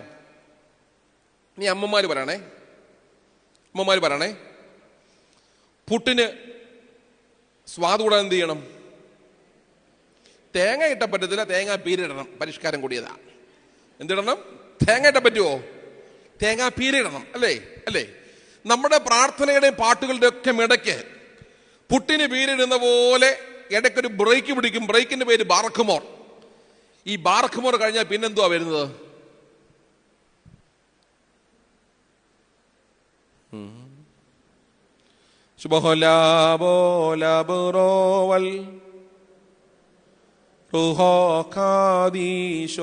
ഞാനിങ്ങനെ പരിപാടി നിർത്തും കേട്ടോ. നിങ്ങൾ പ്രതികരിക്കണം. ബാറക്കുമോർ പറഞ്ഞു കഴിഞ്ഞാൽ പിന്നെന്താ വരുന്നത്? പിതാവിനും പുത്രനും പരിശുദ്ധ റൂഹായിക്കും സ്തുതി. അല്ലേ? പുട്ടിന് പീരിടുന്ന പോലെ ഇട്ടോണ്ടിരിക്കും. ഇതെന്തിനിടുന്നത്? നിന്നാൾ 2, നയവാൻ 2, ചാർത്തും 2, മക്കളിപ്പൻ 2, സ്ലീബ 2, എല്ലാ കുക്കുലിയും കഴിഞ്ഞാലും ശുഭഹോ ഉണ്ട്. എല്ലാ പാട്ടിന്റെ അവസാനത്തോ മധ്യഭാഗത്തൊന്നും ഉണ്ടാവും ശുഭഹോ ഉണ്ടായിരിക്കുമോ? ഇതെന്തിനെങ്ങനെ ശുഭ ഇടുന്നത്? എന്തിനിടുന്നത്? കാണാതെ പഠിക്കണം. പ്രിയപ്പെട്ടവരെ, നമ്മൾ ആരോടെല്ലാം മധ്യസ്ഥ നടത്തിയാലും the whole prayers and supplications, എല്ലാ അപേക്ഷയും മധ്യസ്ഥതയും ആരോടാണ്? ത്രിയേക ദൈവത്തോടാണെന്ന് ഓർമ്മപ്പെടുത്താൻ വേണ്ടിയാണ് ഇടയ്ക്കിടയ്ക്ക് ഇങ്ങനെ ശുഭഹോ ഇട്ടോണ്ടിരിക്കുന്നത്. മനസ്സിലായോ? മറക്കരുത്. ഇനി ഈ 3 പേരെയും പറ്റി ഏറ്റവും കൂടുതൽ പറയുന്ന ഞായറാഴ്ച ഏതാ? ത്രിയേക ദൈവത്തെ പറ്റി, പിതാവിനെയും പുത്രനെയും പരിശുദ്ധാത്മാവിനെയും പറ്റി. പെന്തിക്കോസ്തി. ശരിയാണ്, ചുമ്മാ എറിഞ്ഞതാ, പക്ഷെ കൊണ്ടു. പെന്തിക്കോസ്തി അല്ലേ? ഈ പെന്തിക്കോസ്തി ഞായറാഴ്ച ചൊല്ലുന്ന വല്ല മനസ്സിലായിട്ടുണ്ടോ? ഇവിടെ മനസ്സിലായി. പിന്നെ ആകെ മനസ്സിലാകുന്നത് എന്തുവാ? വെള്ളം തീരാറാകുമ്പോ മുടിവെന്നല്ല പറഞ്ഞത്, തളിക്കുന്നത്. അല്ലേ? വെള്ളം തീരാറാകുമ്പോ വെള്ളം തളിക്കും. മനസ്സിലായി എന്താ? 1ാം ഭാഗം തീർന്നു, 2ാം ഭാഗം തീർന്നു, 3ാം ഭാഗം തീർന്നു. രഹസ്യം ചൊല്ലുമ്പോ എന്ത് മനസ്സിലായി? പെസഹ തീരാറായി. അല്ലേ? സംരക്ഷിത ജാതികൾ ചൊല്ലുമ്പോ മനസ്സിലായി എന്താ? ഈസ്റ്റർ തീരാറായി. പുകയടിക്കും എന്ത് മനസ്സിലായി? ദുഃഖവള്ളി തീരാറായി. കഞ്ഞി വിളമ്പട്ടെ, കണ്ണ് കാണിക്കും, വിളമ്പട്ടെ. മനസ്സിലായോ? ഇപ്പൊ തീരാൻ ഓരോ ശൈലി നമുക്കുണ്ട് എന്ന് പറഞ്ഞ പോലെ ഓരോ പ്രാവശ്യം വെള്ളം ഒഴിക്കുമ്പോൾ തീരാറായി. ഈ വാസ്തവത്തിൽ ഈ പെന്തിക്കോസ്തി ഞായറാഴ്ച പറയുന്ന വല്ല കാര്യം മനസ്സിലായിട്ടുണ്ടോ? മനസ്സിലാക്കാൻ സാധ്യത കുറവാണ്. പക്ഷേ ഒരു 5-6 കൂട്ടം കാര്യം മാത്രം അവിടെ പറയുന്നത്. അവിടെ പറയുന്ന 1ാമത്തെ കാര്യം ഇതാണ്: പിതൃപുത്ര പരിശുദ്ധാത്മാവായ ഏകദൈവമാണ് ദൈവം. അല്ലേ? പിതാവില്ലാതെ പുത്രനില്ല, റൂഹ ഇല്ല. പുത്രനില്ലാതെ പിതാവില്ല, റൂഹ ഇല്ല. റൂഹ ഇല്ലാതെ പിതാവില്ല, പുത്രനില്ല. 3 പേരും 3 3 പേരും ഒന്നാണ്. ഇപ്പോൾ നമ്മൾ നടത്തുന്നത് പരിശുദ്ധാത്മാവാണ്. ആണോ അല്ലയോ? ഇത്രയും സാധനമായി തന്നെയും പിന്നെയും ആണോ എന്ന് പറയുന്ന അർത്ഥം എന്താണെന്നറിയാമോ? വളരെ കോൺക്രീറ്റ് ആയ ഒരു റിലേഷൻ. ഒന്നുകൂടെ പറഞ്ഞാൽ, കാലങ്ങൾക്കോ ഇപ്പോഴുള്ളതിനോ വരുവാനുള്ളതിനോ കഴിഞ്ഞു പോയതിനോ പ്രത്യയശാസ്ത്രങ്ങൾക്കോ ആശയങ്ങൾക്കോ തത്വശാസ്ത്രങ്ങൾക്കോ ഒന്നും പിതാവ് പുത്രൻ പരിശുദ്ധാത്മാവെന്ന ത്രിയേക ദൈവത്തിന്റെ ആ ബന്ധത്തെ വിച്ഛേദിക്കുവാൻ കഴിയുകയില്ല. അത്രമാത്രം ബന്ധങ്ങളിൽ അന്തർലീനമായിരിക്കുന്ന ബന്ധമാണ് ആര്? പിതൃപുത്ര പരിശുദ്ധാത്മാവായ ത്രിയേക ദൈവം. അതാണ് ഓർത്തഡോക്സുകാരുടെ വിശ്വാസത്തിന്റെ മനോഹാരിത എന്ന് പറയുന്നത്. ത്രിയേക ദൈവം ഇല്ലാതെ ഒരു ഓർത്തഡോക്സ് വിശ്വാസം ഇല്ല. ആ ബന്ധമില്ലാതെ മറ്റൊരു വിശ്വാസം ഇല്ല. മനസ്സിലാകുന്നോ? അടുത്തത് കൂദാശകളുടെ കൂദാശയാണല്ലോ. ഉറക്കപ്പറ, വിശുദ്ധ കുർബാന. ഈ വിശുദ്ധ കുർബാനയ്ക്ക് ബന്ധങ്ങളെ പറ്റി വല്ലതും പറയുന്നുണ്ടോ? വിശുദ്ധ കുർബാനയ്ക്ക് ബന്ധങ്ങളെ പറ്റി വല്ലതും പറയുന്നുണ്ടോ? ഉണ്ടോ? ഇല്ല. ഇത് ഹോളാണല്ലോ. ഉദാഹരണം പറയാം. നമ്മൾ പള്ളിയിലേക്ക് വരുമ്പോൾ പടിഞ്ഞാറ് വശത്തൂടെ കയറി വന്ന് പടിഞ്ഞാറ് വാതുക്കൾ ഒരു കുരിശൊക്കെ വരയ്ക്കും അല്ലേ? ബഹുമതിപൂർവ്വം നിന്റെ ഭവനത്തിലേക്ക് പ്രവേശിച്ച് എൻ്റെ നേർച്ച കാഴ്ചകളൊക്കെ കഴിക്കുന്ന പള്ളിയിലേക്ക് കയറും. വീണ്ടും മുകളിലേക്ക് നോക്കും. ആരെയാ നോക്കുന്നേ?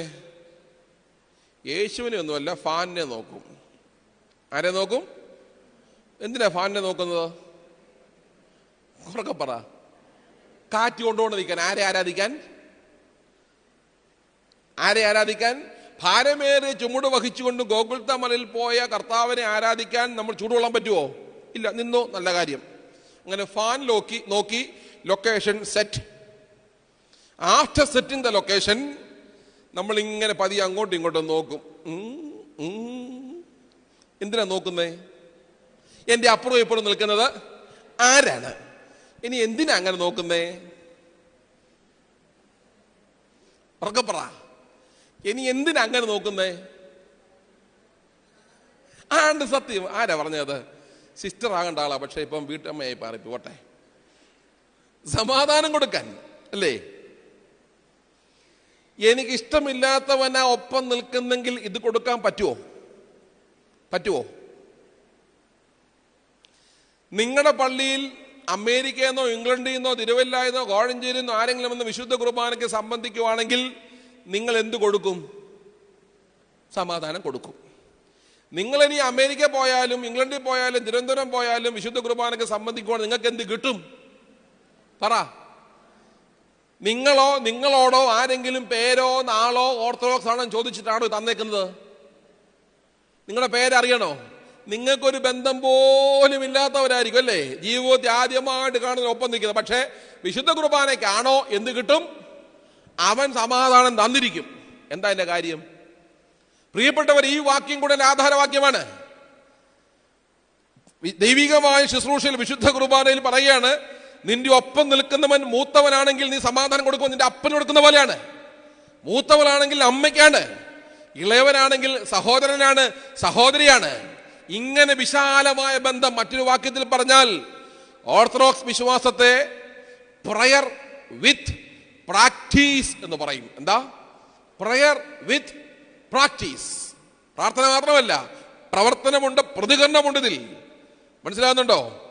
ഈ വിശുദ്ധ കുർബാന നിൽക്കുമ്പോൾ മനോഹരമായ ഒരു ബന്ധത്തിന്റെ ഭാവം ഈ സമാധാനത്തിൽ ആശംസിക്കുകയാണ്.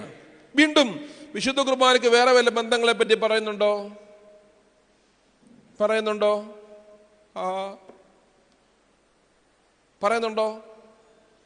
ഇല്ല.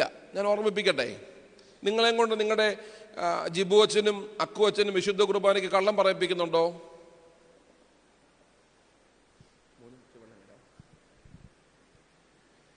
വിശുദ്ധ കുർബാനയ്ക്ക് നിങ്ങളെ കൊണ്ട് നിങ്ങളുടെ വികാരി അച്ഛനും നിങ്ങളുടെ കൊച്ചച്ഛനും കള്ളം പറയിപ്പിക്കുന്നുണ്ടോ? ഉണ്ടോന്ന്? ഇല്ല. സത്യമാണേ. ഇത് മാറല്ല. കള്ളം പറയിപ്പിക്കുന്നുണ്ടോ? ഇല്ല. ഞാൻ തെളിയിക്കാം അല്ലേ? അനാഫോറെ ആരംഭിച്ചു. സമാധാനത്തിന്റെ പ്രാർത്ഥന നടത്തുമ്പോൾ പട്ടക്കാരൻ ദർഗായി കയറും. കയറത്തില്ലേ? കയറും.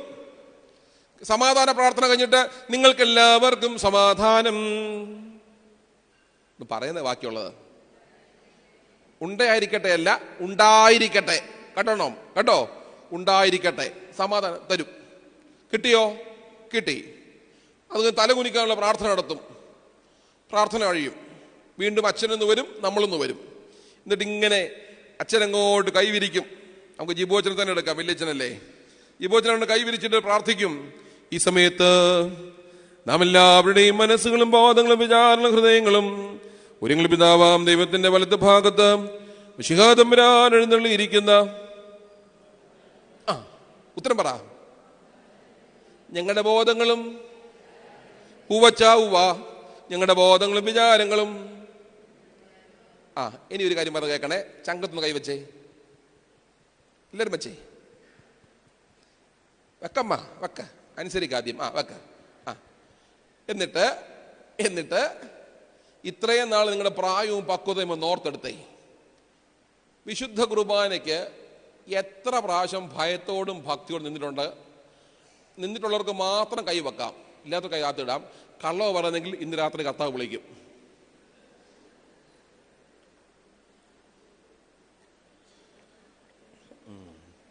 എല്ലാ കൈയും പോയി. ഇത്രയേ ഉള്ളൂ ഭക്തി. മനസ്സിലായില്ലേ? വിശുദ്ധ കുർബാനയ്ക്ക് പട്ടക്കാരൻ ചൊല്ലുകയാണ്, ഞങ്ങളുടെ ബോധങ്ങളും വിചാരങ്ങളും എവിടെ ഇരിക്കണം? ഉരങ്ങളിലായിരിക്കണം. നമ്മൾ ലജ്ജയില്ലാതെ പറയുന്നത് എന്തുവാണ്? അവിടെ തന്നെ അച്ചോ അല്ലേ? വീണ്ടും പട്ടക്കാരൻ അത് വിശ്വസിച്ചു. നിങ്ങളെ വിശ്വാസം അങ്ങക്ക്, കാരണം നിങ്ങളെ കാണുന്നില്ലല്ലോ അല്ലേ? ചിലടത്തൊക്കെ നിൽക്കുമ്പോ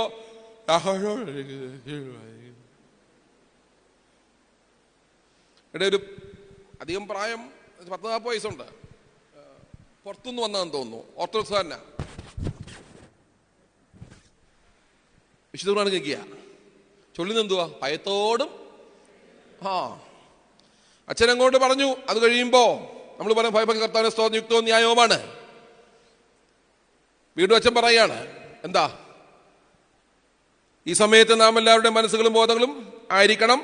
വീണ്ടും അച്ഛൻ പറഞ്ഞു, ഭയഭക്തിയോടുകൂടെ കർത്താവിനെ നമുക്ക് സ്തോത്രം ചെയ്യാം. നമുക്ക് എത്ര പേർക്ക് ഭയമുണ്ട്? എത്ര പേർക്ക് ഭക്തിയുണ്ട്? ഇങ്ങനെ ഭയവും ഭക്തിയുള്ള ഒരു വിശ്വാസിയാണെങ്കിൽ നമ്മുടെ ഒരു പള്ളിയിലും പ്രശ്നം ഉണ്ടാകത്തില്ല. ഞാൻ കക്ഷിവഴക്കല്ല പറയുന്നത്, അതവിടെ നിൽക്കട്ടെ. നമ്മുടെ പല പള്ളികളിൽ ദൈവത്തെ ആരാധിക്കുന്ന മനുഷ്യൻ, ഭയവും ഭക്തിയോടും കൂടെ ആരാധിക്കുന്ന മനുഷ്യൻ വസ്ത്രാക്ഷേപം നടത്തുന്നുണ്ട്. ഉണ്ടോ ഇല്ലയോ? പറ. എവിടെ നടക്കുന്നത്? പള്ളിക്കകത്ത്.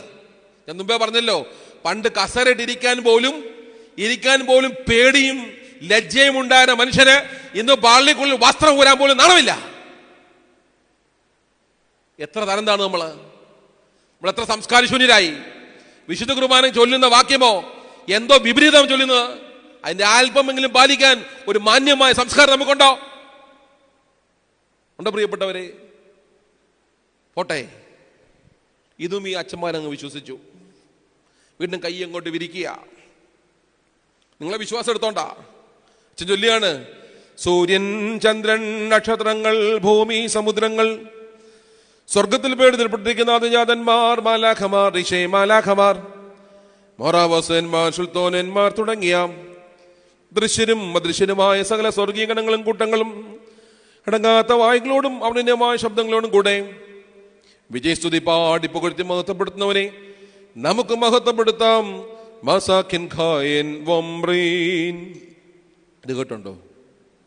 ഇത് കേട്ടുണ്ടോ? ഇതെന്തവാ? യാക്കോബിന് ദക്സയാകുന്ന ഒന്നാമത്തെ ദക്സ. അതിന് അനാഫോറെ ആരംഭിച്ചു കഴിയുമ്പോൾ പട്ടക്കാരൻ പ്രാർത്ഥിക്കുകയാണ്, ഈ വിശുദ്ധ കുർബാനയ്ക്ക് സൂര്യൻ വേണം, ചന്ദ്രൻ വേണം, നക്ഷത്രം വേണം, ഭൂമി, സമുദ്രം, വാങ്ങിപ്പോയവർ, നമ്മൾ, മാലാഖമാർ എല്ലാവരും വേണം. ഞാൻ മാത്രമുള്ള ഒരു ഇൻഡിവിജ്വൽ സാൽവേഷൻ അല്ല.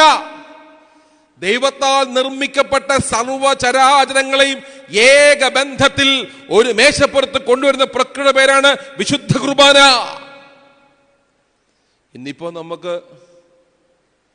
എല്ലാം ഉടമ്പടിക്കാരാ.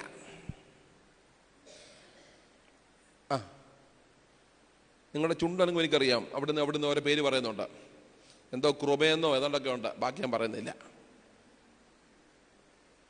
എല്ലാം ഉടമ്പടിക്കാരാ.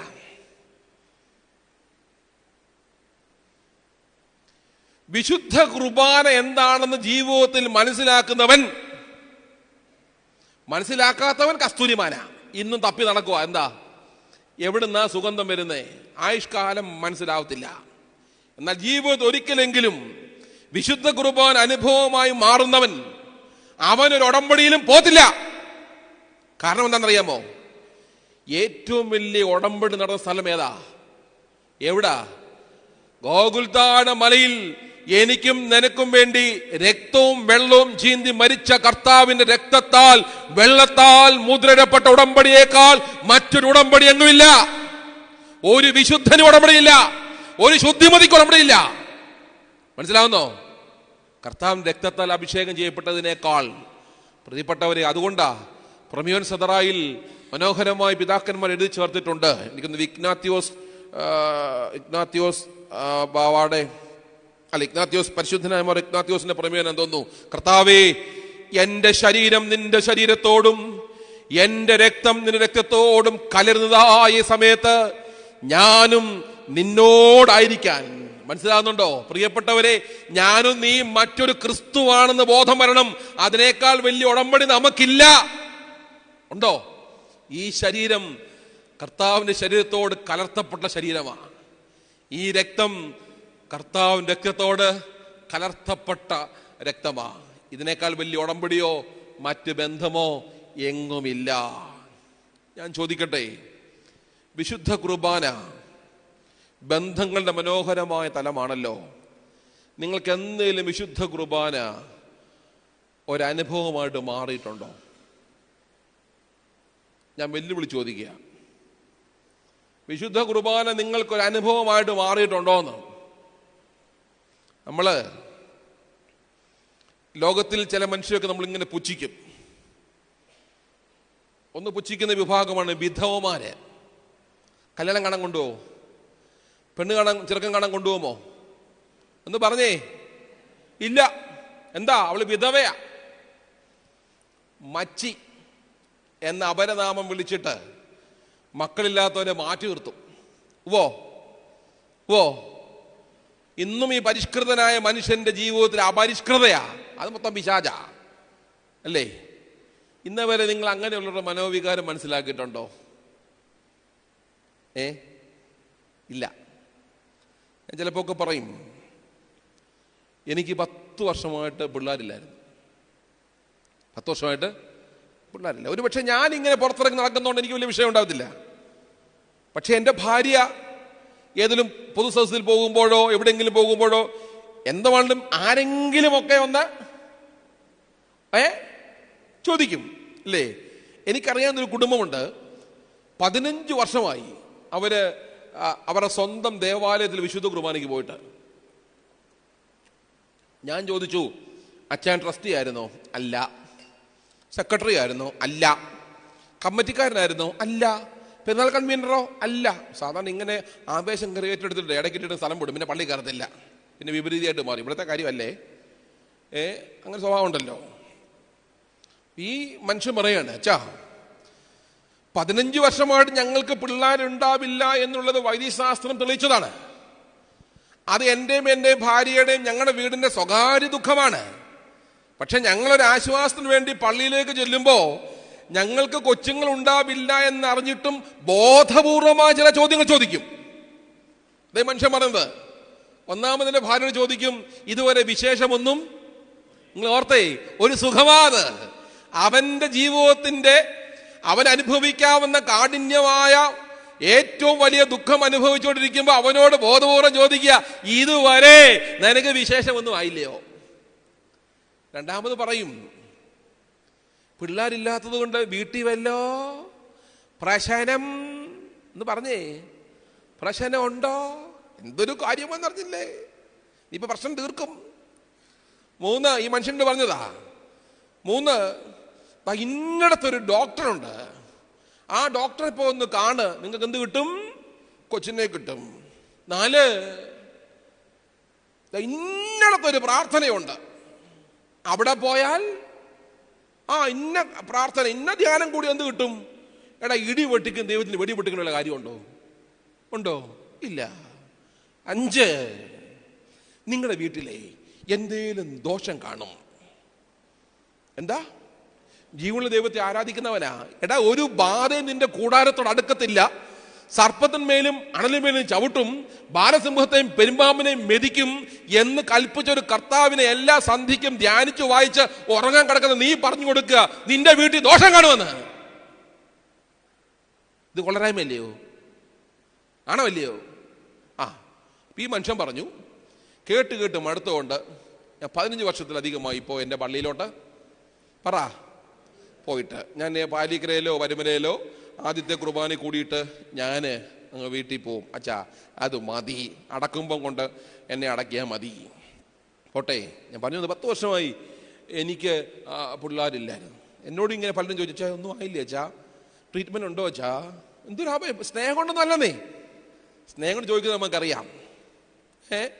ഇപ്പോൾ അക്കോച്ചൻ എൻ്റെ പലപ്പോഴും കയ്യെ പിടിച്ച് പറഞ്ഞിട്ടുണ്ട്, ഞാൻ ഇന്ന് ഓർക്കുന്നുണ്ട്, മോനെ പ്രാർത്ഥിച്ചോളാം, അത് മതി. വേറെ വല്ല അറിയണോ എന്ന് പറയണ്ടേ? മോനെ പ്രാർത്ഥിച്ചോളാം. നമുക്കൊരു ബലവത്, അതിനകത്തൊരു പോസിറ്റീവ് ഉണ്ട്, ദൈവം നടത്തുമെന്നൊരു വിശ്വാസമുണ്ട്, അതിനകത്തൊരു ആത്മാർത്ഥതയുണ്ട്, പോട്ടെ. അപ്പോൾ ഞാനിങ്ങനെ കൈയുടെ വേദനയൊക്കെ ആയിട്ട് വെല്ലൂർ വരെ ഒന്ന് പോയി, ഞാനും ഭാര്യയും കൂടെ. അപ്പം ഞാൻ തിരിച്ചു പോകാൻ തുടങ്ങുമ്പോൾ അവിടെ ഡോക്ടർ എലിയാമ്മ, അവിടുത്തെ ഗൈനക്കോളജിസ്റ്റാണ്, വലിയൊരു സ്ത്രീയാണ്, വലിയ പൊസിഷൻ ഇരിക്കുന്ന ആളാണ്, വെല്ലൂരിൻ്റെ ട്രഷറാറാണ്. അപ്പോൾ പോയെന്ന് ഞാൻ പറഞ്ഞു, ആൻറ്റി എൻ്റെ ഈ കൊച്ചിന് 10 വർഷം കല്യാണം കഴിഞ്ഞിട്ട് പിള്ളേരൊന്നും ആയില്ല, ആൻറ്റി ഒന്ന് നോക്കുമോ? അപ്പം ആൻറ്റി വിളിച്ചുകൊണ്ട് പോകുന്ന ചോദിച്ചു, മോടെ ആരാ? ശുഭോച്ചൻ. അവൾ പറഞ്ഞു എൻ്റെ ഭർത്താവാന്ന് പറഞ്ഞു. അങ്ങനെ കൊണ്ടുപോയി നോക്കി. ഡോക്ടർ പറഞ്ഞു, നമുക്കച്ഛാ ഒരു ബയോപ്സി എടുക്കണം. ബയോപ്സി എന്ന് കേട്ടാൽ നമ്മൾ ഉള്ളൊന്ന് കിടുങ്ങും. കാരണം എന്താ? സംതിങ് റോങ് അതിനകത്തുണ്ട്, എന്തോ പ്രശ്നമുണ്ട് അല്ലേ? അങ്ങനെ ബയോപ്സി എടുത്തു. ഒരാഴ്ച കഴിഞ്ഞ് റിസൾട്ട് വന്നു. റിസൾട്ട് വന്നപ്പോൾ ഡോക്ടർ വിളിച്ച് പറഞ്ഞു, അച്ഛോ മാലിഗ്നൻസിയാണ്. മാലിഗ്നൻസി എന്ന് പറഞ്ഞാൽ എന്താ അറിയാമോ? ക്യാൻസറിൻ്റെ ഫസ്റ്റ് പ്രിലിമിനറി സ്റ്റേജാണ്. അതുകൊണ്ട് കോംപ്ലിക്കേഷൻ ഉണ്ട് അച്ഛാ, ഇനിയും ഒരു കുഞ്ഞിനെ ക്യാരി ചെയ്യാണ്ട് പറ്റുമോ എന്ന് പ്രയാസമാണ്, നടക്കുന്ന കാര്യമല്ല അച്ഛാ എന്നൊക്കെ ഉണ്ട് പറഞ്ഞു. എങ്കിൽ നമുക്കൊന്ന് ട്രൈ ചെയ്യാം. അങ്ങനെ ഞങ്ങൾ ബാംഗ്ലൂർ താമസിക്കുന്നു. മാസാമാസം വലിയൊരു ട്രീറ്റ്മെൻറ്റ് നടത്തുന്നു. വന്ന് 8 മാസത്തെ മരുന്നൊക്കെ കഴിച്ചു കഴിഞ്ഞ് 8ാം മാസം വീണ്ടും ബയോപ്സി ചെയ്തപ്പോൾ ഡോക്ടർ പറഞ്ഞു, now the uterus is okay. ഇപ്പോൾ യൂട്രസ് ഓക്കെയാണ്, കുഴപ്പമൊന്നുമില്ല. ഓക്കെ. ഡോക്ടർ പറഞ്ഞു ഒരു താമസിക്കാൻ പറഞ്ഞു. ഞങ്ങൾ താമസിച്ചു. ഞാൻ ഒരു ദിവസം ബുധനൂര്, അച്ഛനുള്ളപ്പോഴാണെന്ന് തോന്നുന്നത്, ബിനു അച്ഛനാണ് ബുധനൂര് ഞാൻ കൺവെൻഷന് പോകുന്ന വഴിക്ക് എൻ്റെ ഭാര്യ വിളിച്ചു, അച്ഛാ ഭയങ്കര തലകറക്കവും ഒക്കെ ഉണ്ട്, എന്തോ ചെയ്യണം? ഞാൻ പറഞ്ഞിരിക്കുക ഡോക്ടറെ പോയി കാണ്. ഡോക്ടറെ കണ്ടു. ഡോക്ടർ ബ്ലഡ് ടെസ്റ്റ് ചെയ്യാൻ പറഞ്ഞു. ടെസ്റ്റ് നടത്തിയപ്പോൾ ഡോക്ടർ പറഞ്ഞു, പ്രിൻസി യു ആർ ക്യാരിങ് 1.5 മാസമായെന്ന്. ഞാൻ കൺവെൻഷൻ അങ്ങോട്ട് പോയിക്കൊണ്ടിരിക്കുക. അപ്പോൾ എന്നെ വിളിച്ചത്, അച്ഛാ ഡോക്ടർ ഇങ്ങനെ പറഞ്ഞു. ഞാൻ പറഞ്ഞു, ഡോക്ടർ മണ്ടന, ബ്ലഡ് മാറിപ്പോയതാ, നീ ആരോടും പറയണ്ട കേട്ടോ. പിറ്റേ ദിവസം രാവിലെ വീണ്ടും ഇത് തന്നെ ആവർത്തിച്ചപ്പോൾ വീണ്ടും ബ്ലഡ് ടെസ്റ്റ് ചെയ്തു. അപ്പോഴും പോസിറ്റീവാണ്. ഡോക്ടറെ പോയി കണ്ടു. ഡോക്ടർ പറഞ്ഞു, ഫുൾ ബെഡ് റെസ്റ്റ് അല്ലേ? Full bed rest. കോട്ടയം മുതൽ കുന്നംകുളം വരെ പോയാൽ 14 ഇടത്തുണ്ട് പ്രഗ്നൻസി കെയർ. 20,000 മുതൽ 3 ലക്ഷം രൂപ വരെയുള്ള പാക്കേജിൽ ലഭ്യമാണ് കേട്ടോ. പോട്ടെ. അപ്പം ഡോക്ടർ ഇങ്ങനെ പറഞ്ഞു, ഫുൾ ബെഡ് റെസ്റ്റ്. അങ്ങനെ 2ാം മാസം സ്കാനിങ് എന്നപ്പോൾ ഡോക്ടർ പറഞ്ഞു, സ്കാനിങ് കഴിഞ്ഞു. ഡോക്ടർ പറഞ്ഞു നമുക്ക് അബോർട്ട് ചെയ്യണം. 3ാം മാസം സ്കാനിങ് ഡോക്ടർ പറഞ്ഞു അബോർഷൻ. 4ാം മാസവും 5ാം മാസവും ഡോക്ടർ പറഞ്ഞു അബോർട്ട് ചെയ്തേ പറ്റൂ. കാരണം സെൻട്രൽ പ്ലാസന്റ അക്രീറ്റ, നേഴ്സുമാർക്ക് അറിയാമായിരിക്കും. സെൻട്രൽ പ്ലാസന്റ അക്രീറ്റ, കുഞ്ഞു തല കുത്തി കിടക്കുന്നു, കുടല് കുരുങ്ങി കിടക്കുന്നു. അത് മാത്രമല്ല യൂട്രസിൽ മുഴുവൻ ബ്ലഡ് ഇങ്ങനെ വേര് പിടിച്ച് കട്ടിയായി കിടക്കുകയാണ്. ഈ ഉള്ള കുഞ്ഞിന് മൂവ്മെന്റ് ഇല്ല. ഇതകത്തിന് ഇൻഫെക്ഷൻ ആകും, ആളും മരിക്കും, കുഞ്ഞും മരിക്കും. മനസ്സിലായോ? അമ്മയും മരിക്കും, കുഞ്ഞും മരിക്കും. ഇതാണ് സെൻട്രൽ പ്ലാസന്റ അക്രീറ്റ എന്ന് പറയുന്ന പ്രശ്നം.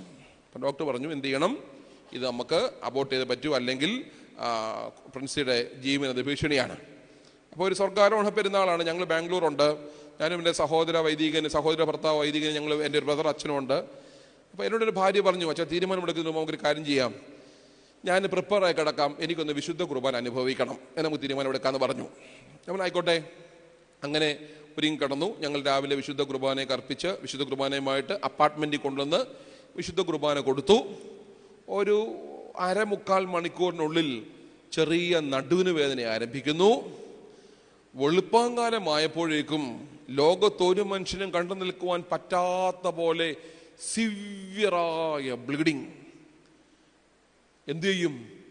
നമുക്ക് ഭാഷ അറിയില്ല, നമ്മളെ അറിയുന്നവരോടില്ല, നമുക്കൊന്നും, നമ്മളെ അനാഥപ്പെട്ട് നിൽക്കുക, ഇങ്ങനെ സ്തംഭിച്ച് നിൽക്കുകയാണ്.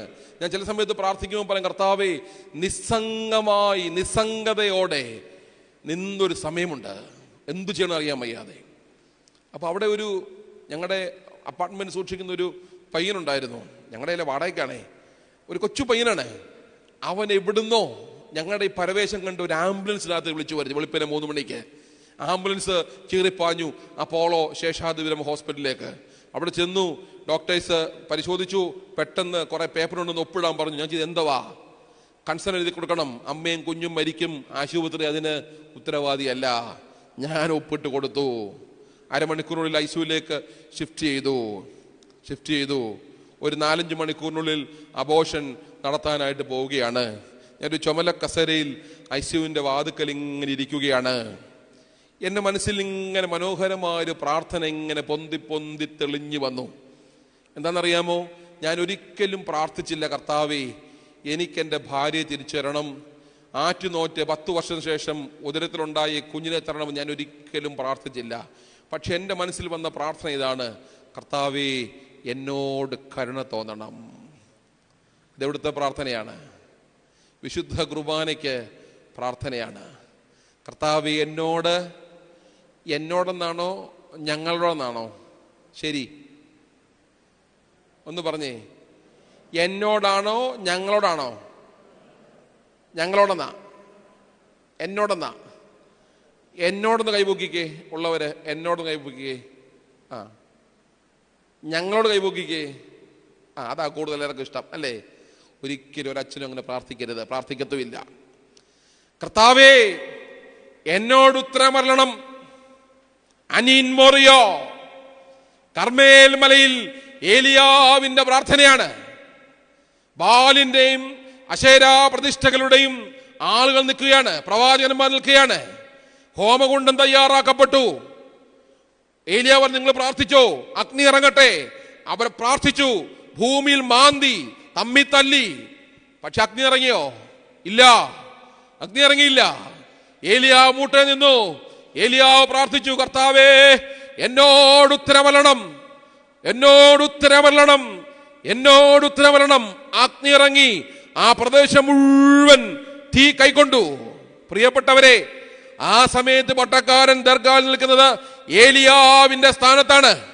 പട്ടക്കാരൻ ഏലിയാവിനെ പോലെ നിന്നിട്ട് തന്റെ മുൻപിൽ അപ്പമുണ്ട്, വീഞ്ഞുണ്ട്.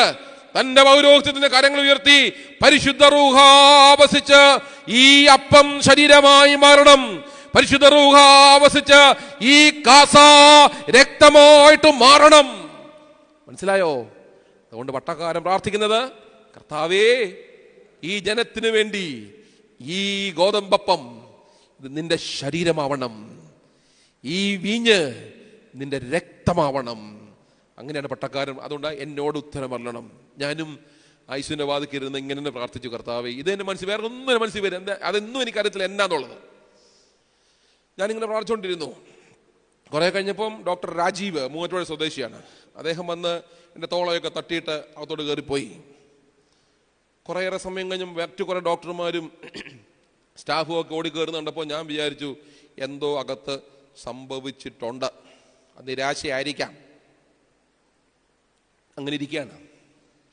അപ്പം ഞാൻ കൈ കുത്തി ഇങ്ങനെ ഇരിക്കുന്നത് കസേരയില്. കുറേ സമയം കഴിഞ്ഞപ്പോൾ ഈ മനുഷ്യൻ, ഈ ഡോക്ടർ വീണ്ടും ഇറങ്ങി വന്നിട്ട് എൻ്റെ തോളെ തട്ടി. നിങ്ങൾ ഓർക്കണം, ഒരു ഹൈന്ദവനായ ഡോക്ടർ രാജീവ്, ഈ മനുഷ്യൻ പറഞ്ഞൊരു വാക്യം, ഒരു വാക്ക് ഇന്നും ഓരോ വിശുദ്ധ കുർബാനയ്ക്കും ഈ ചെവിയിലേക്ക് ഇങ്ങനെ കിടന്നടിക്കും.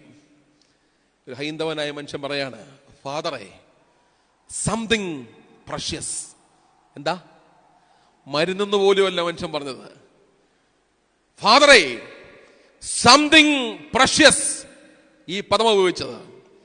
പ്രിൻസിയുടെ വയറ്റിൽ ചെന്നപ്പോ ഈ കുഞ്ഞിന്റെ ജീവന് ഭീഷണിയായി കിടന്ന, പ്രിൻസിക്ക് ഭീഷണിയായി കിടന്ന ഈ മുഴുവൻ അക്രീറ്റായും ഇത്രയും നേരത്തെ സിവിയറായ ബ്ലീഡിങ്ങിൽ പുറത്തുപോയി. എന്താ?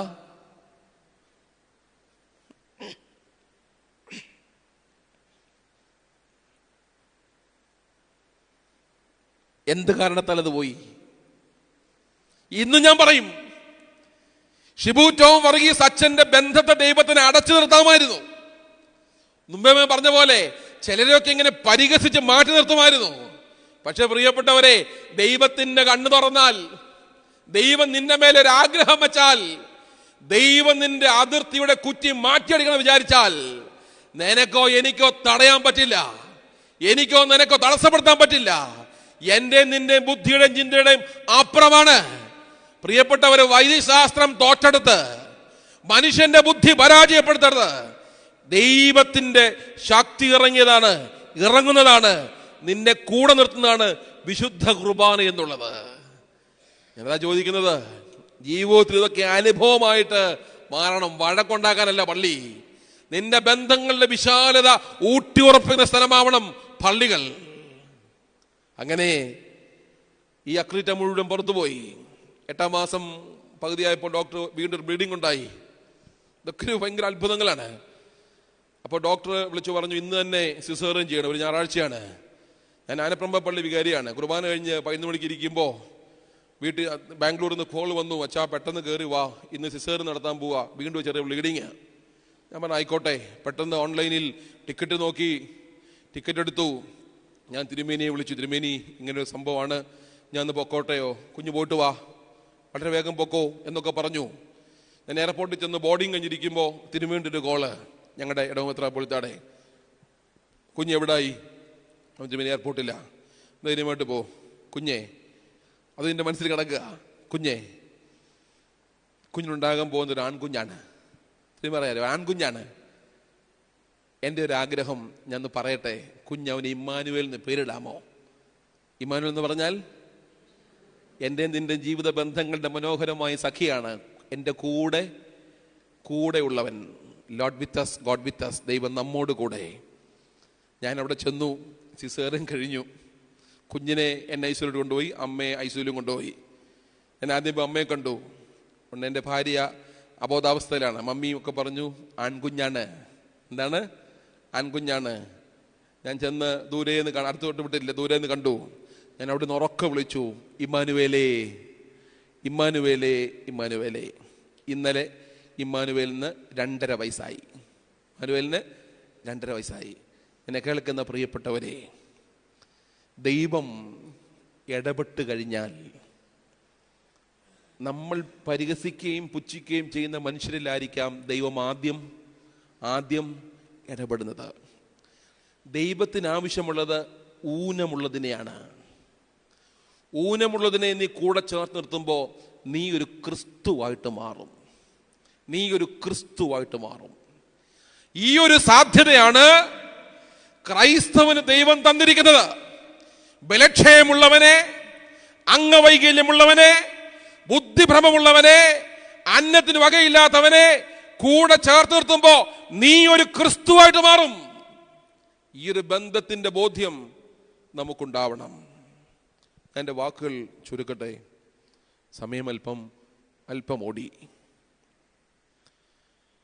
മൂത്തവൻ നിന്റെ അപ്പനായിരിക്കണം. മൂത്ത സ്ത്രീ നിന്റെ അമ്മയായിരിക്കണം. ഇളയവൻ നിന്റെ സഹോദരനായിരിക്കണം. ഇളയവൾ നിന്റെ സഹോദരിയായിരിക്കണം. ഇങ്ങനെ ഒരു വിശാലമായ ബന്ധം ഈ സമൂഹത്തിൽ സൃഷ്ടിക്കപ്പെടുവാണെങ്കിൽ, ഞാനോ നീ അതിന് കാരണമാകുവാണെങ്കിൽ, ഞാൻ പറയും നീ ക്രിസ്തുവാണ്. നിന്നെ കാണുന്നത് ക്രിസ്തുവായിട്ടായിരിക്കും. പ്രിയപ്പെട്ടവരെ, ഈ നോമ്പ് കൊണ്ട് നാം പഠിക്കേണ്ടുന്ന പാഠം ഇതാവണം. വിശുദ്ധമായ ബന്ധങ്ങൾ സൃഷ്ടിക്കണം. ഞാൻ ചിലപ്പോഴൊക്കെ ചോദിക്കാറുണ്ട്, മോൻ്റെ പേരെന്തുവാ? കണ്ണട വെച്ച മോൻ്റെ പേരെന്തുവാ? മോൻ്റെ പേരെന്തുവാ? ആൻ. മോൻ്റെ പപ്പ ഇന്ന് മോനൊരു ഉമ്മ തന്നോ? കൊച്ചൻ പപ്പയെ തപ്പുക. മോന്റെ പേരെന്തുവാ? ഇതിന് മമ്മി എന്നൊരു ഉമ്മ തന്നോ? സത്യം, പിള്ള മനസ്സിൽ കള്ളമില്ല. ഇങ്ങനെ ഞെളിഞ്ഞിവിടിരുന്നു. സിമ്പിൾ കാര്യം പറയുന്നേ. ജന്മം നൽകിയ സ്വന്തം മക്കൾക്ക് പോലും ഒരു ഉമ്മ കൊടുക്കാൻ കഴിയാത്ത നീയും ഞാനും പരാജയപ്പെട്ടവനാ. ഇന്ന് വൈകിട്ട് മുതൽ നിന്റെ കുഞ്ഞു വൈകിട്ട് കിടന്നുറങ്ങുമ്പോൾ അവൻ്റെ കൂടെ പോയിരുന്ന് അവൻ്റെ നെറുകയിലിരുന്ന് തലോടി അവൻ്റെ കവിൾ 2 ഉമ്മ കൊടുത്ത് അവൻ്റെ അപ്പനൊന്ന് കൂടെ കിടന്നേ ഒരു കുറച്ചു നേരം. പെൺകുഞ്ഞുങ്ങളാണെങ്കിൽ അമ്മയൊന്ന് കൂടെ കിടക്കുവോ, രാവിലെ അപ്പൻ അവിടെ തലേ കൈവച്ച് അനുഗ്രഹിക്കുവോ, നെറുകയിൽ ഒരു ഉമ്മയൊന്ന് കൊടുത്ത് നോക്കിക്കേ. നമുക്കൊക്കെ ആഗ്രഹം നമ്മുടെ കുഞ്ഞുങ്ങളൊക്കെ നല്ലോണം വരണമെന്നാ. നമ്മളൊന്നും ചിരിക്കത്ത് പോലും ഇങ്ങനെ പിടിച്ചു കെട്ടി വെച്ചേക്കുക. നമ്മൾ ഉമ്മ കൊടുക്കും. ആർക്കറിയാമോ? ശവത്തിന്. ചത്തു കഴിയുമ്പോൾ വലിയ ക്യൂവാ. ലോകത്തേതെങ്കിലും ഒരു ശവം എഴുന്നേറ്റ് നല്ല ഉമ്മയാന്ന് പറഞ്ഞിട്ടുണ്ടോ?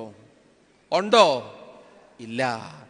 ജീവനോടിരിക്കുമ്പോൾ നിങ്ങൾ ചെയ്യണം. പ്രിയപ്പെട്ടവരെ, വാസ്തവത്തിൽ ഞാൻ ഈ ദിവസങ്ങളൊക്കെ ഞാൻ വളരെ വേദനയോടെ പോകുന്ന ദിവസങ്ങളാണ്. എൻ്റെ അപ്പൻ ക്രിട്ടിക്കലായിട്ട് ICUവിലാണ്. എൻ്റെ അപ്പൻ ദിവസങ്ങൾ ഡോക്ടർ പറഞ്ഞിരിക്കുകയാണ്. പക്ഷേ ഈ വചന പ്രബോധന ശുശ്രൂഷ ജീവിതം കൊണ്ട് ഇഷ്ടമാണെന്നും എൻ്റെ വിശ്വാസമാണ്. ഞാൻ ഇവിടെ 2 മണിക്കൂർ ചെലവഴിച്ചാൽ എൻ്റെ ദൈവം എൻ്റെ അപ്പൻ 2 മണിക്കൂർ കൂടുതൽ ആയുസ് കൊടുക്കും. ഇനിയാന്ന് പോയിട്ട് എൻ്റെ അപ്പൻ ഡോക്ടർ മരിച്ചു എന്ന് പറഞ്ഞതാണ്. വീണ്ടും ഒരു പൾസ് കിട്ടി. മനസ്സിലായോ? ഞാൻ ചെയ്യുന്ന കാര്യമുണ്ട്. എൻ്റെ അപ്പന് ഞാൻ കൂടെ ഇരുന്ന് തലോടും. എൻ്റെ അപ്പന് നെഞ്ചിൽ കിടക്കും. എൻ്റെ അപ്പൻ്റെ പാത്രത്തിൽ ആഹാരം ഞാൻ വാരി കഴിക്കും. ഇവരില്ലാതായാൽ ആ ശൂന്യത വലുതാണ്. നമ്മുടെ അപ്പനോ അമ്മയോ നമ്മുടെ മക്കളോ സഹോദരങ്ങളോ നമ്മുടെ വല്യപ്പച്ചനോ വല്യപ്പച്ചയ്ക്ക് ഇല്ലാതാകുമ്പോൾ ആ ശൂന്യത വലുതാണ്. നമ്മുടെ ജീവനോടിരിക്കുമ്പോൾ നമ്മുടെ ബന്ധങ്ങളുടെ സുതാര്യതയും വിശുദ്ധിയും കാത്തുപരിപാലിക്കണം. നമ്മുടെ ഒരു കുഞ്ഞ് തെറ്റ് ചെയ്യാൻ ഒരുങ്ങുമ്പോൾ അവൻ്റെ മനസ്സിൽ തോന്നണം, ഞാൻ തെറ്റ് ചെയ്താൽ എൻ്റെ അപ്പയ്ക്കും എൻ്റെ അമ്മയ്ക്കും സങ്കടമുണ്ടാകും. ഈ ഒരു ഫീൽ കൊടുക്കാത്തിടത്തോളം കാലം നമ്മൾ പരാജയപ്പെട്ടു. അതുകൊണ്ട് ദൈവം എന്ന നല്ല ബന്ധങ്ങൾ, വിശുദ്ധമായ ബന്ധങ്ങൾ ഒരുപാട് പറയാനുണ്ട്. ഒരു 3-4 മണിക്കൂർ പറയാനുണ്ട്. പക്ഷേ ഞാനിപ്പോൾ അവസാനിപ്പിക്കുക. ഈ ബന്ധങ്ങൾ കാത്തുപരിപാലിക്കാൻ ദൈവം ഇടയാക്കട്ടെ. ഈ നോമ്പ് അതിന് ഉപയുക്തമാവട്ടെ. നിങ്ങൾ വലിയ കാര്യമൊന്നും ചെയ്യേണ്ട പ്രിയപ്പെട്ടവരെ, ഇതെങ്കിലും ഒന്ന് പാലിക്കാൻ ശ്രമിച്ചാൽ ദൈവം നിങ്ങളെ അനുഗ്രഹിക്കും. എൻ്റെ വാക്കുകൾ ചുരുക്കട്ടെ. അനുവാദവും ആശീർവാദം നൽകിയ എൻ്റെ സഹോദരങ്ങളായ പ്രിയപ്പെട്ട ജിബോച്ചൻ, പ്രിയപ്പെട്ട അക്കോച്ചൻ, പ്രിയപ്പെട്ട അജിത്തച്ചൻ, ശ്രേഷ്ഠരായ വൈദിക പിതാക്കന്മാരോട് നിങ്ങളെല്ലാവരോടും എൻ്റെ സ്നേഹവും നന്ദിയും ആദരവും അറിയിച്ച് എൻ്റെ വാക്കുകൾ ചുരുക്കുന്നു. ദൈവം നമ്മെ അനുഗ്രഹിക്കട്ടെ.